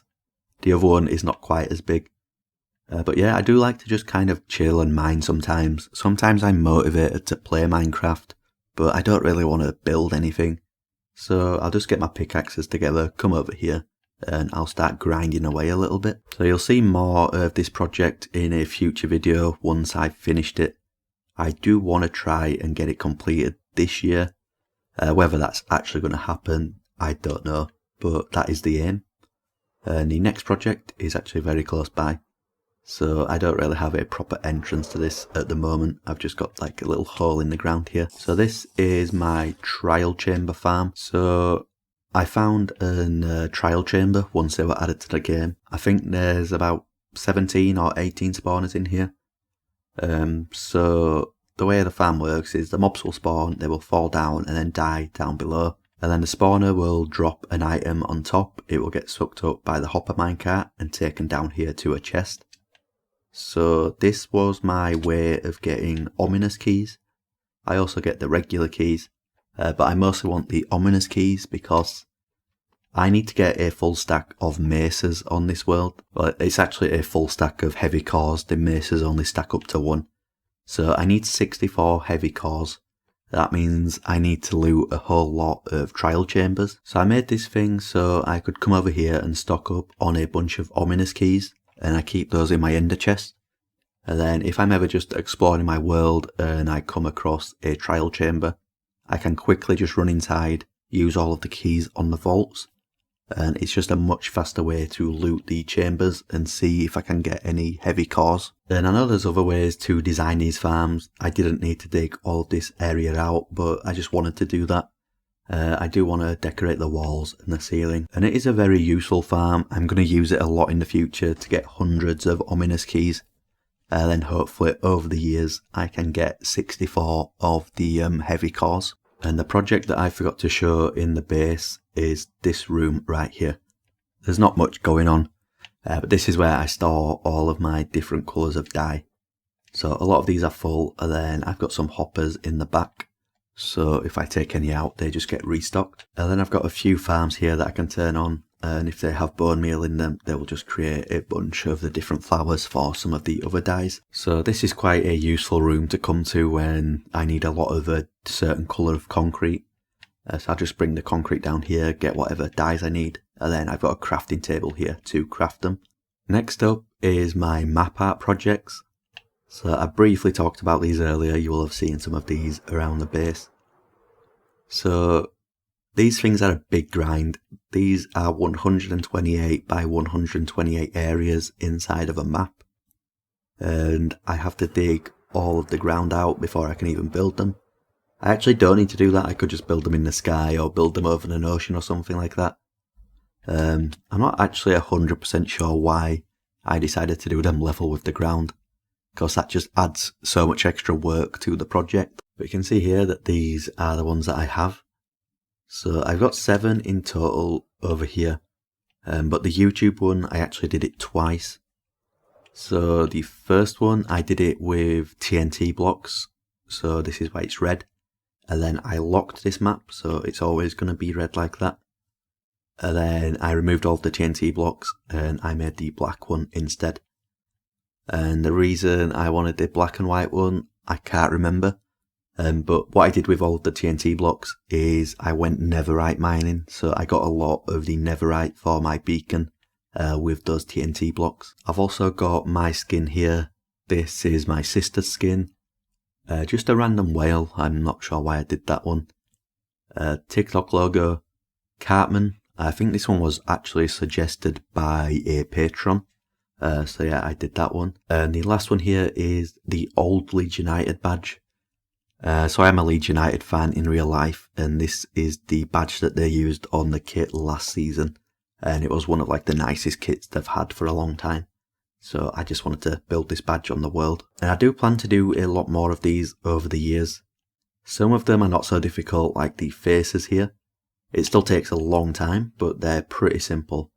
But then when you get to ones like the whale, and especially the Cartman over here, so many different blocks and stuff go into it to get all of the right shades and stuff.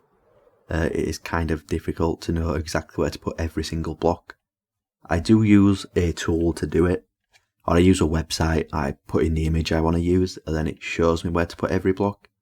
But I still kind of have to look at the computer screen and then look at the game, look at the computer screen, look at the game, look at the computer screen, you know, just to figure out where every single different block goes. So yeah, I do like how all of these are turning out so far. I do plan to do a lot more of these. I've always just been fascinated with map art in this game. I just think it's quite interesting that you can place a block and then it appears on the map and you can create pictures and stuff with that. And there is a whole lot more that I want to do in the future, but these are some very big projects. Okay, so we're coming to the end of the tour of the overworld, and then I've got a few things to show in the Nether and in the end as well. So this here is my resin farm, and I've not actually used this for a little while. It looks like there's no trident in there, and that's because I put all the tridents over here. So I will quickly show you how this one works. So if I throw all of the tridents in here, and then I can turn this on like this. And now when it's nighttime, because this is only a copy of the world, I will change it to nighttime. I should get some creaking spawn up here. I don't know how quickly these things spawn. I can see a few spawning in here. So they will drop down into this chamber and then they will take damage from the tridents. And that will cause them to generate some resin on some of these pale oak logs. So it's not the most efficient farm. It looks like this is where they're generating at the moment. So it will generate some and then the pistons will pulse and then destroy all of it. And it will go down into these chests here. So it's not the most efficient farm. There's probably way better out there. I just kind of threw this together myself. I didn't really look too much into the mechanics or anything like that first. But I did a few AFK sessions. And I think I got 2 shulker boxes of resin blocks and then all of this as well. So I've got plenty of resin if I ever need it for a project, but it's not really something I've built with much at this point. And flying just past this is my ice farm.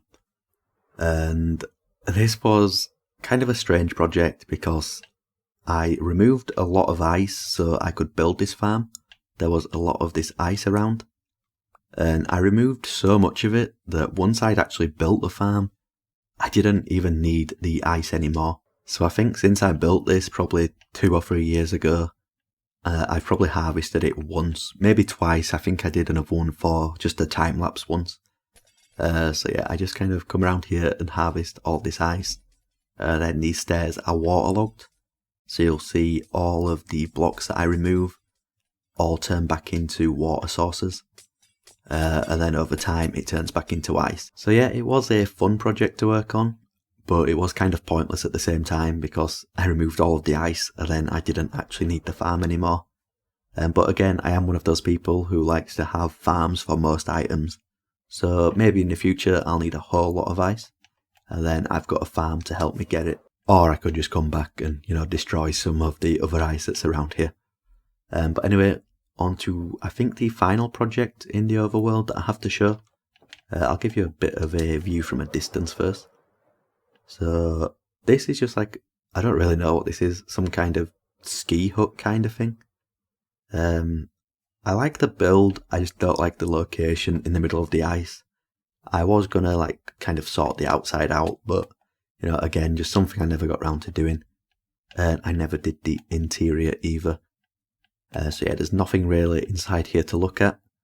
But the reason I built this thing is because it's over the top of my end portal.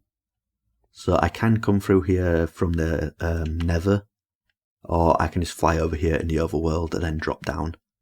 And if I go into here, this is my end portal. So of course this is a bunch of black concrete around, so you know you can't see anything. Or at least that's the plan. You can see kind of little bits of like where the blocks are and stuff, but for the most part it's pretty dark in here. Then in the middle is the end portal, and this is meant to resemble a little end island. So I did actually get this idea from, I just saw a Reddit post with a similar idea to this, and I liked it and I needed to do something with my end portal, so I did this. Then I found out a little bit later that some big YouTuber did it on their world. So the Reddit post that I got inspiration from was a copy from a YouTube video. And I actually can't remember the YouTuber who it was. I think Wadz or something like that. I think I've watched some of his videos in the past. Not many of them.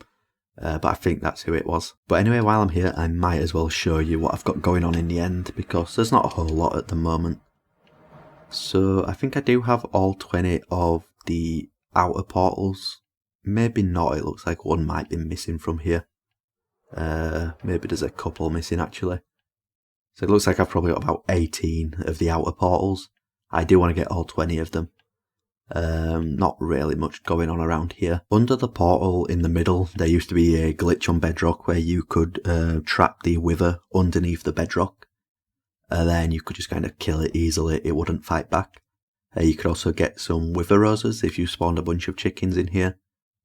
But that got patched a while ago, and that's one of the times I used a totem. Maybe the only time I've used a totem on this world. So basically the wither got out and then it almost killed me because I just wasn't expecting it and I wasn't ready. So I did pop a totem that day. And I think the only farm that I have in the end is through here. So I never bothered with an Enderman farm. I don't think they're that efficient for XP. Like an Enderman does give you a lot of XP, but there's just way better farms out there for XP. And I usually need an ender pearl to get through here, but I should be able to just fly through like this. And then if I kind of figure out where I am, I think it's this direction over here. There's another portal here which I've never noticed before. But over here I've got an end city because I needed a shulker farm. As soon as I realised that shulker farms were a thing in this game, I just knew I had to go ahead and make one. So I found a pretty simple design online. So you can just build one of these here. They do not take long to build at all. And I decided to build 5 of these. I think I ended up with like 20 shulker boxes of shulker shells because I knew I was going to use a lot during my time on this world.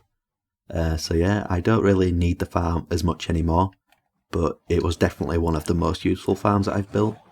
And it does have the occasional issue like snow golems dying and stuff like that. But it's not a big deal, it's an easy fix. Of course the hardest thing about the farm was getting these shulkers from the end city down into position. So I used some minecarts, I've still got the rails up here. I used invisibility potions that helped to stop the shulkers from shooting at me. It wasn't actually that difficult, but it was definitely the hardest part of the farm. And then I've got another golden mob here. I think this is the 4th and the final one that I've built on this world. So I've just got an Enderman standing kind of ominously in the end. I just kind of wanted it to be in view from the farm over there. So I think if I stand at the farm, I can just about see it in the distance. So yeah, you can just kind of see it peeking over the chorus fruit there. So yeah, that is the 4th and the final golden mob at the moment, but I probably will build a lot more of those over the coming years. We're getting towards the end here, there's not a whole lot more to show. I've got a few projects in the Nether that I want to show. And then I also have a couple of things in the base that I just want to talk about. And then I also want to do a quick ender chest tour. And then I have something else to show as well. So I will head through to the Nether. I have a shulker box hidden behind the portal here with all of the fire resistance potions. So I always take a fire resistance into the Nether with me. I see so many people complaining that they die in the Nether and they lose all of their stuff in lava. But that's just so easily preventable if you just carry one of these potions. It doesn't take much to brew one of them. You're probably not going to need it, but if you do need it, it's nice to have it. But anyway, through the Nether portal is my Nether hub. So this is the Nether hub design I went for. As you can see, I have the bedrock above. So I built this pretty high up in the Nether. And the reason for that is just so it's a little bit easier to make all of my Nether tunnels. So I don't have to deal with big pools of lava and stuff like that. I would also have to deal with some gas and stuff, so it's just a little bit easier to do it higher up in the Nether. On Java Edition you can do it on the Nether roof, but on Bedrock Edition I can't actually build up there. So I just built it at the top of the Nether, but not on the roof. I will show what's down these tunnels, but first I'm going to show my piglin bartering setup in here. So this is just a standard design with 6 piglins. I turn this on, it dispenses them a little bit of gold, and then they drop the items into the chest down below. And these chests should actually be filtering the items into some hoppers. So it turns out that it is filtering the items through. It's just a little bit slow because it's a little bit backed up. I didn't have this automated storage system for this farm until recently. And I decided to use the new copper golems just because I hadn't used them yet and I wanted to kind of experiment with them. But I kind of realised they're not very good at this kind of project. And by this kind of project, I mean farms where there's just a constant flow of items coming through the system for them to sort out. So I think they're more suited to kind of storage rooms in a base or something like that, where they just have a few items to sort now and again. So for projects like this, where there's just constant items coming into the system, they're just not fast enough to keep up with all of the items, so it probably wasn't the best idea to use these for this project. But this is just a standard piglin bartering setup. So I know there is an automated one or a zero tick one, where you basically put a sticky piston with some gold on it and it like drags it back and forth near the piglin, and it makes the piglin drop items way faster. But I just decided to go for this system instead. It's much slower, but I don't really need an insane amount of any of these items. So it's nice to get all of these quartz. I could probably do with some more quartz. But most of these items like blackstone and gravel, soul sand, some of the other things here, I don't need like large quantities of these items.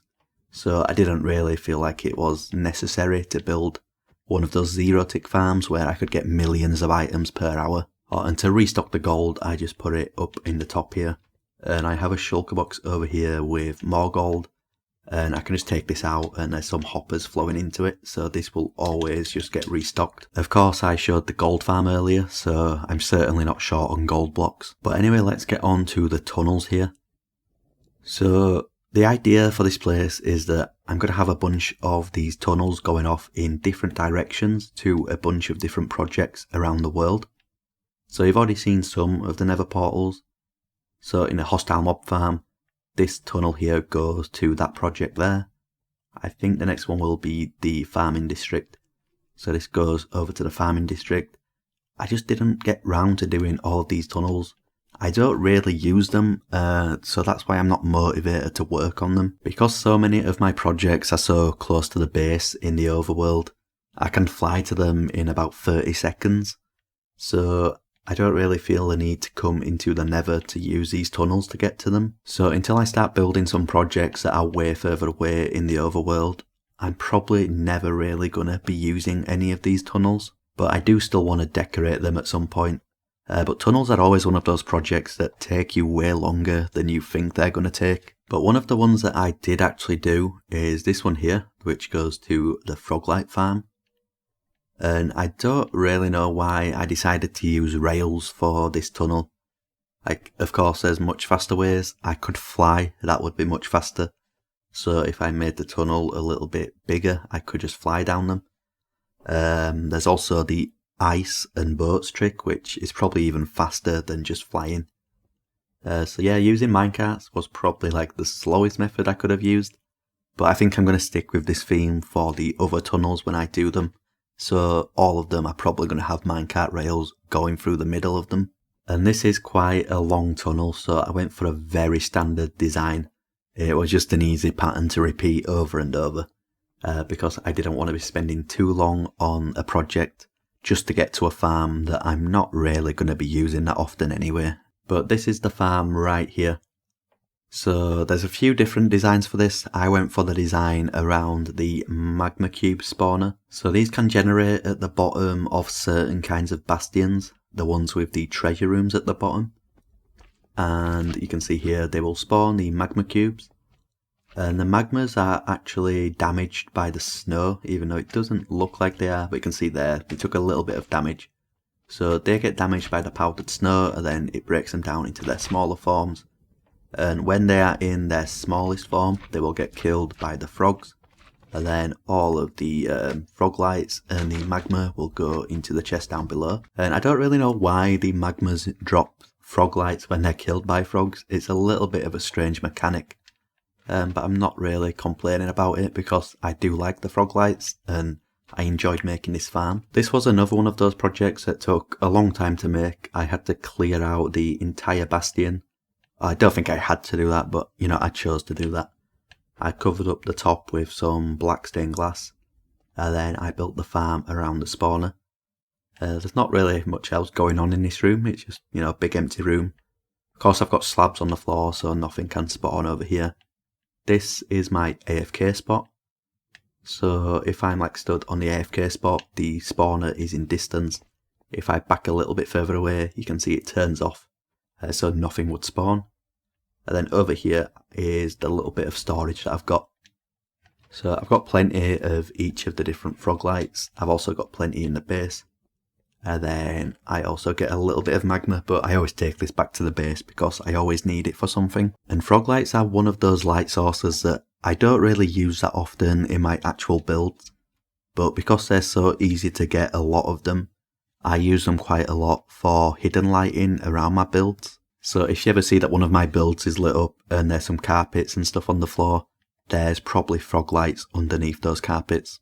Back over to the main part of the hub.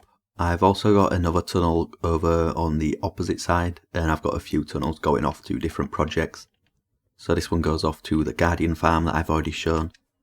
I think I've also got one going to the end portal. I did actually used to use this one, but now I can just fly over to it and I have a way down in the overworld. I usually just do that instead. And you will have noticed that I did actually dig out this tunnel. I had plans to work on this one. So I spent an afternoon digging it all out, all of the way over to the other portal. And then I just never actually got around to building the tunnel. But anyway, if I actually head through the portal itself, I have a ladder and this goes down to a few different things. So halfway down I have a sea lantern and that goes out into the actual Nether. But if I drop down all the way to the bottom, this is a project that I've put a whole lot of time into. So I've already shown the netherite beacon. This is the area where I got all of that netherite, and it's kind of hard to show exactly how big this area is. But every time you see some of the frog lights on the wall, that means I've dug in that direction for about 400 blocks, and then I've blown it all up with TNT, and then I've mined all of the ancient debris. And if I just keep running, these tunnels just keep going. So you can see loads of these frog lights on the wall. It just seems to go like indefinitely pretty much. It goes a long way anyway. You might want to check out my video on the netherite beacon if you want to get a little bit of a better idea of how big this place actually is. And this isn't even my entire netherite mine. So all of this is my TNT area. And then it does actually go quite far in this direction as well. And then I also start doing the bed method down there. So that's quite a big space for the bed method. And then through here is my original mine. So I was doing the same method as I was doing over there with the TNT. This place isn't quite as big. And then I also started doing some strip mining in this direction. And I also created a tunnel bore. I'm not going to go find it because I think it's quite a few thousand blocks away. But yeah, I did try a few different methods. And this netherite mine is a very big place. You need almost 6,000 ancient debris to get a netherite beacon. So of course that's a lot of time, a lot of effort, and you need to do a lot of grinding. So yeah, I spent a long time down here. And I think I actually have a little bit left over as well. So I started doing a little bit more of the wither method just because I was enjoying using that method. I actually forgot to mention that I was using the wither to get some ancient debris as well. So go check out that video if you want to see more about that. There was a few different methods I tried, I ranked them. Yeah, you might learn a little bit about getting ancient debris. But yeah, coming through into the actual Nether here. So I think this was my original portal before I moved it up into the Nether roof. You can actually see all of the magenta concrete there from the glass effect that I went for. So this was the original portal, and this is where I got the wither skeletons through. But after I moved the portal up there, I couldn't really be bothered doing that again. And I did have my netherite mine over here. So yeah, this goes down to my original netherite mine. But once I moved the portal, I also moved the mine, so that's why I've got two of them. And this rail goes to the closest nether fortress, which is just over here. And I actually decided to turn this into my wither skeleton farm. I'm not totally sure it's working at the moment. It's still a work in progress. But the farm was working, and it seems to just not work sometimes. Like, it doesn't seem to be spawning any wither skeletons at all at this point.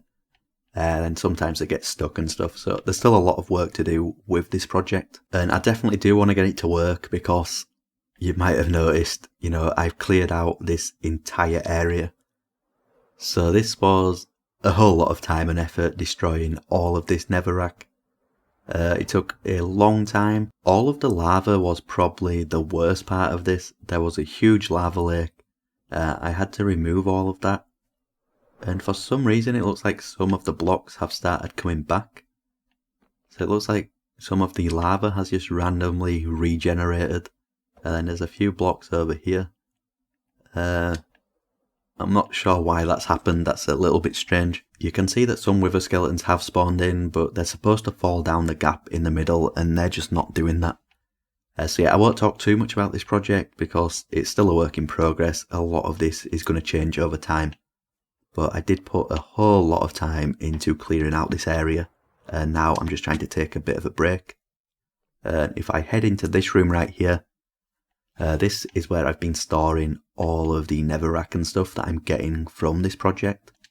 So, of course, I'm getting a whole lot of netherrack. I'm also getting some of the other stuff. So magma blocks, soul soil, blackstone, this kind of thing. Also over 3 stacks of ancient debris, which is nice. And I'm smelting all of the netherrack down over on this side. And I get a bunch of nether brick. So I think all of these are full of nether brick over here. I've not crafted them into blocks yet, but I do plan to craft them into blocks, and I think I'm going to use that to decorate the walls out here. I still don't know what I'm going to be doing, but I think I'll be using a lot of nether brick. And I do actually need to destroy the fortress itself, so I'm going to get a whole lot from that as well. And through this door I've got a little bit of a lava farm set up, because I've been using the lava buckets as fuel for this area. And a fun fact about this area is that this is the only room on the world where I've actually died. So I'm 23,000 days in, I've only had one death. It was in this room right here. Basically, I was just grinding away on the project, and I was watching something on my phone. I think a lot of people do. If you're just grinding away, you're not really paying full attention, you're watching something on YouTube or whatever. But anyway, the show I was watching was about to get interesting, so I just stopped what I was doing. I flew up here, and I just went to stand in here while I watched the show for a minute. And I didn't realise that 2 wither skeletons had spawned in here. And I don't really play Minecraft with volume a lot of the time. So I wasn't looking at the screen, I had no volume. And I got attacked by 2 wither skeletons, and they killed me. So it was such a preventable death, and it is the only death I've had on this world. And the kind of funny thing about it is, earlier in that day, I was talking to a guy, and I was just telling him about how it's so easy to survive on this game and all of this stuff, and I've never died on this world. And like 2 hours later, I do something that stupid, and I end up dying. But anyway, that's why I ended up putting these carpets in here, just to make sure that didn't happen again. So this is another project that I want to try to get finished in 2026. I might be kind of setting my goals a little bit too high.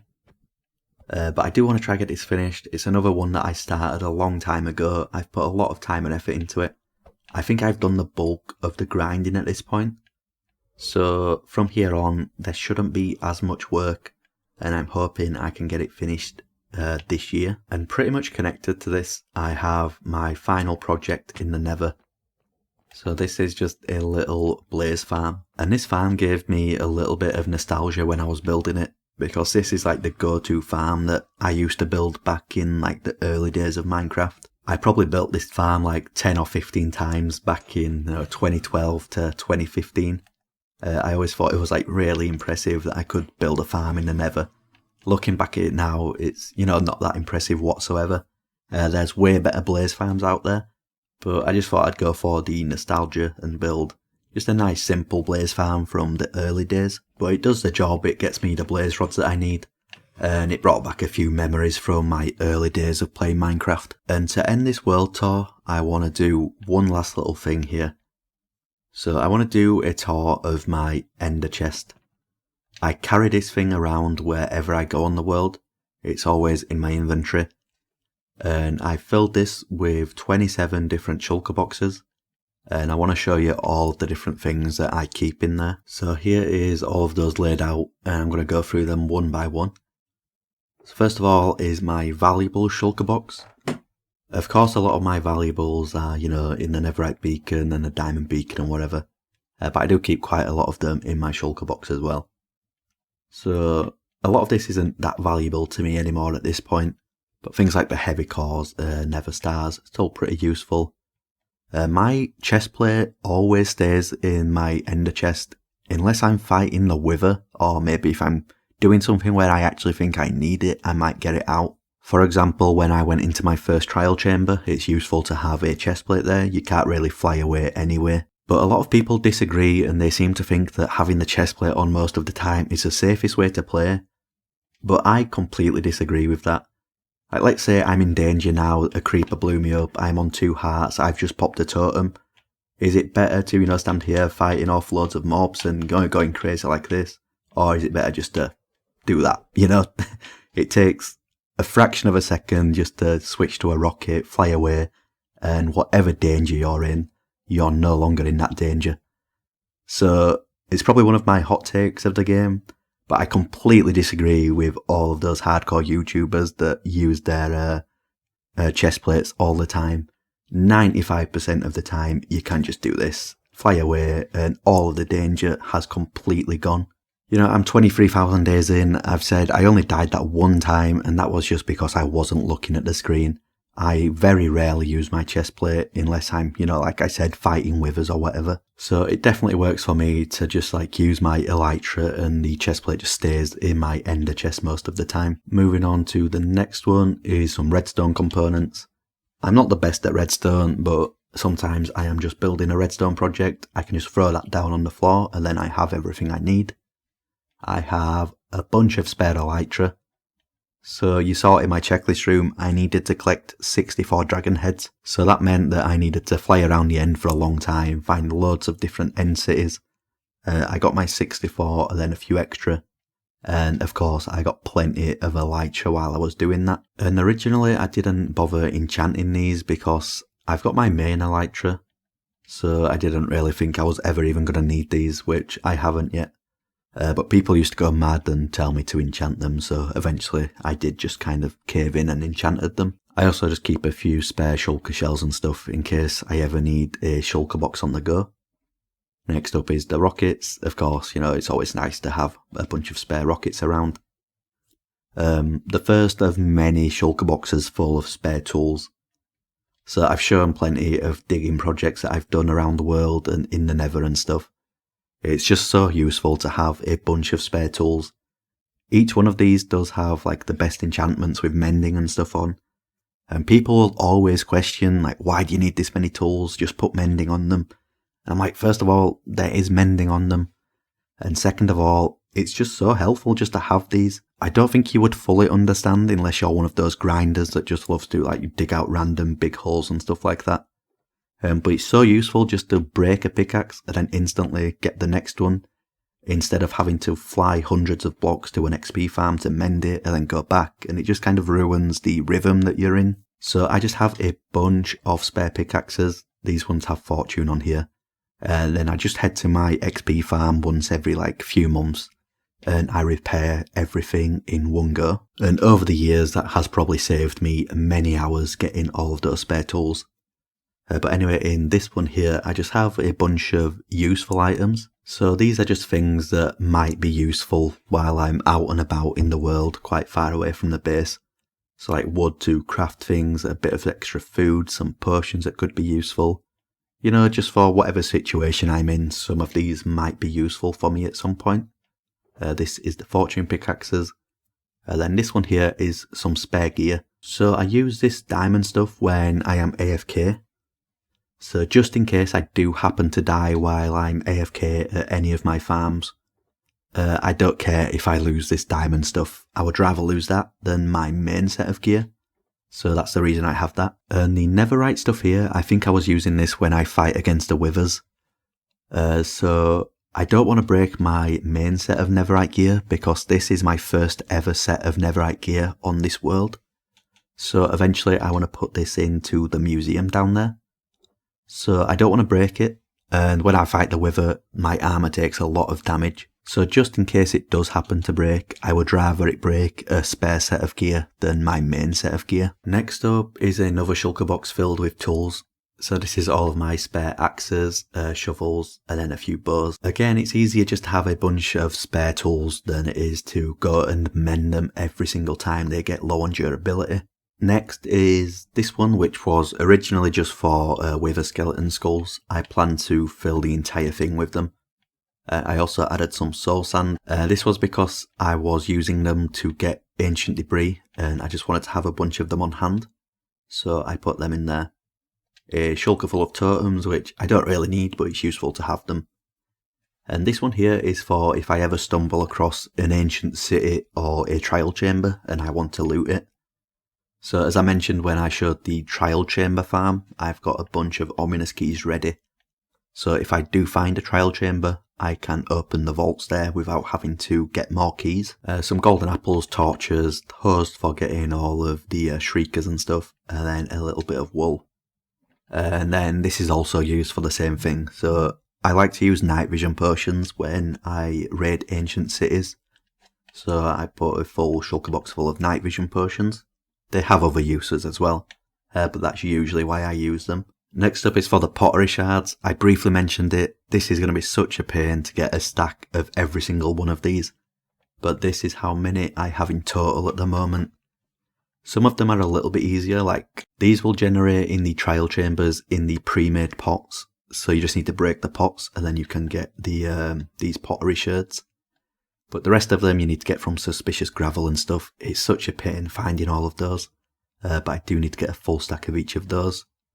This is a little potion brewing kit in case I ever need to brew any more potions away from the base. And then a tree growing kit. So if I ever need any of these different types of wood or moss or whatever while I'm away from the base, I have the stuff to grow them. I think these next two are empty. So if you've got any ideas for what I could put in these two, just let me know in the comments. This one is full of XP bottles. So when I was using the withers to get the ancient debris, I mentioned the armour just takes a huge beating.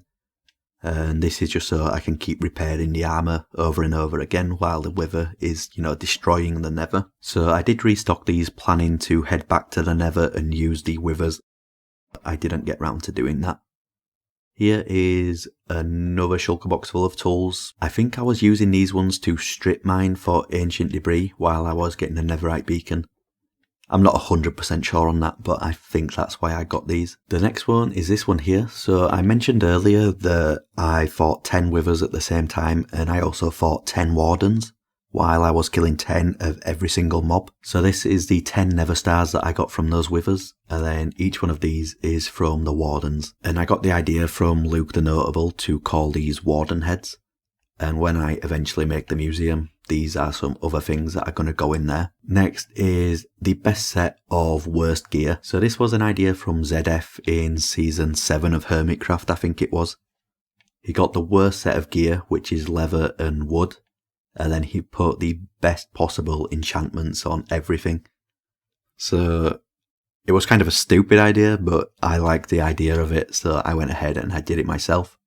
And that will go in the museum. Another one of the challenges that I have on this world is to get a full shulker box of diamond blocks. So I have quite a lot of diamond ore in here. I also have plenty like over at the witch farm and stuff like that. And then I have some diamond blocks in here I could add to it as well.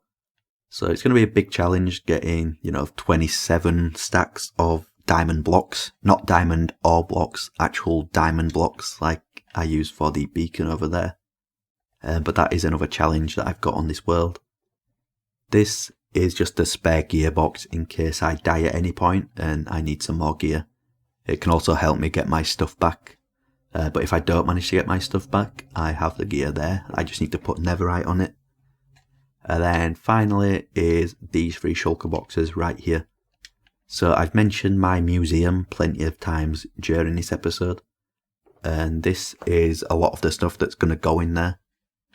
So like my first ever wooden pickaxe, or my only ever wooden pickaxe on this world that I made right at the start. My first set of iron tools, my first ever diamond, first ever crafting table is in here. My first set of diamond tools and stuff here. I think this actually might be my original dragon egg. And then this one over here is the second one that I got when I killed the dragon for the second time. So when I make my museum, I will be putting this original dragon egg in there. And finally is my armor trims. So this is one of each of them that's in the game at the moment. Again, this will be going in the museum, but I've also got some other plans for these as well. So yeah, that's everything that is inside my ender chest. If any of you have any other ideas for things that could be useful to have in here, just let me know down in the comments and I might add some of those. And one final thing that I want to talk about before I end this world tour is something I've mentioned a couple of times throughout this episode, and that is my goals for 2026. So after I did my world tour for episode 50, I set some goals for what I wanted to do before episode 100. And now we're halfway there, I thought I would just look at those goals and then see what other goals I want to set. So if you look on the left hand side, these are the goals that I set on episode 50, which I wanted to get completed before episode 100, which is 75% base completion. I'm not there yet. Complete the Netherite beacon, which I did do. Finished the witch farm and the wither skeleton farm. I've made a lot of progress on those and I'm hoping I can get those finished before episode 100. Complete the checklist, not including the last two chests. I'd say I'm about 90% there with that challenge. And then get 5,000 levels. So I'm currently on 2,217. I have actually gone up quite a few levels in this episode because I'm back on my main world now. And I did go ahead and I tested my Armadillo XP farm and it does actually work. It's not quite as efficient as it used to be, but it does still work. So I do have a farm that I can use to get all of the XP. And if we go over to the right hand side of this book, these are my 2026 goals. So I do want to upload episode 100 of the Let's Play before the end of the year. Now that means I need to upload 26 episodes, including this one, in 2026. That would be a video every 2 weeks or so. It might be a little bit too much of a challenge for me, but I am going to try stick to that.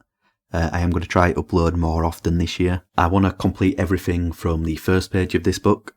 Of course, if I'm going to get to episode 100, I want to do all of those challenges before then. I also want to cover the island in builds. Instead of getting 75% completion, I want to do 100% completion. I want to get a stack of deep slate emeralds. That's one of the rarer items in the game, and that's the next one that I want to be aiming towards. So I want to get that done pretty soon actually, but I definitely want to get it done before the end of the year. I want to finish the 8x8 tile map art project that is at the bottom of my farming district. That project has been going on for way too long now, so I want to get that done soon. And then underneath those I have a couple of social media goals. So I want to get to 10,000 subs on YouTube and 100,000 TikTok followers. I'm currently pushing towards about 8,000 subs on YouTube.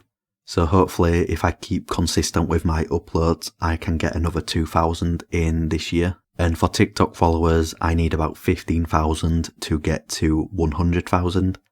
So again, if I upload consistently on there, hopefully I can gain that many followers this year. So yeah, those are my goals for 2026.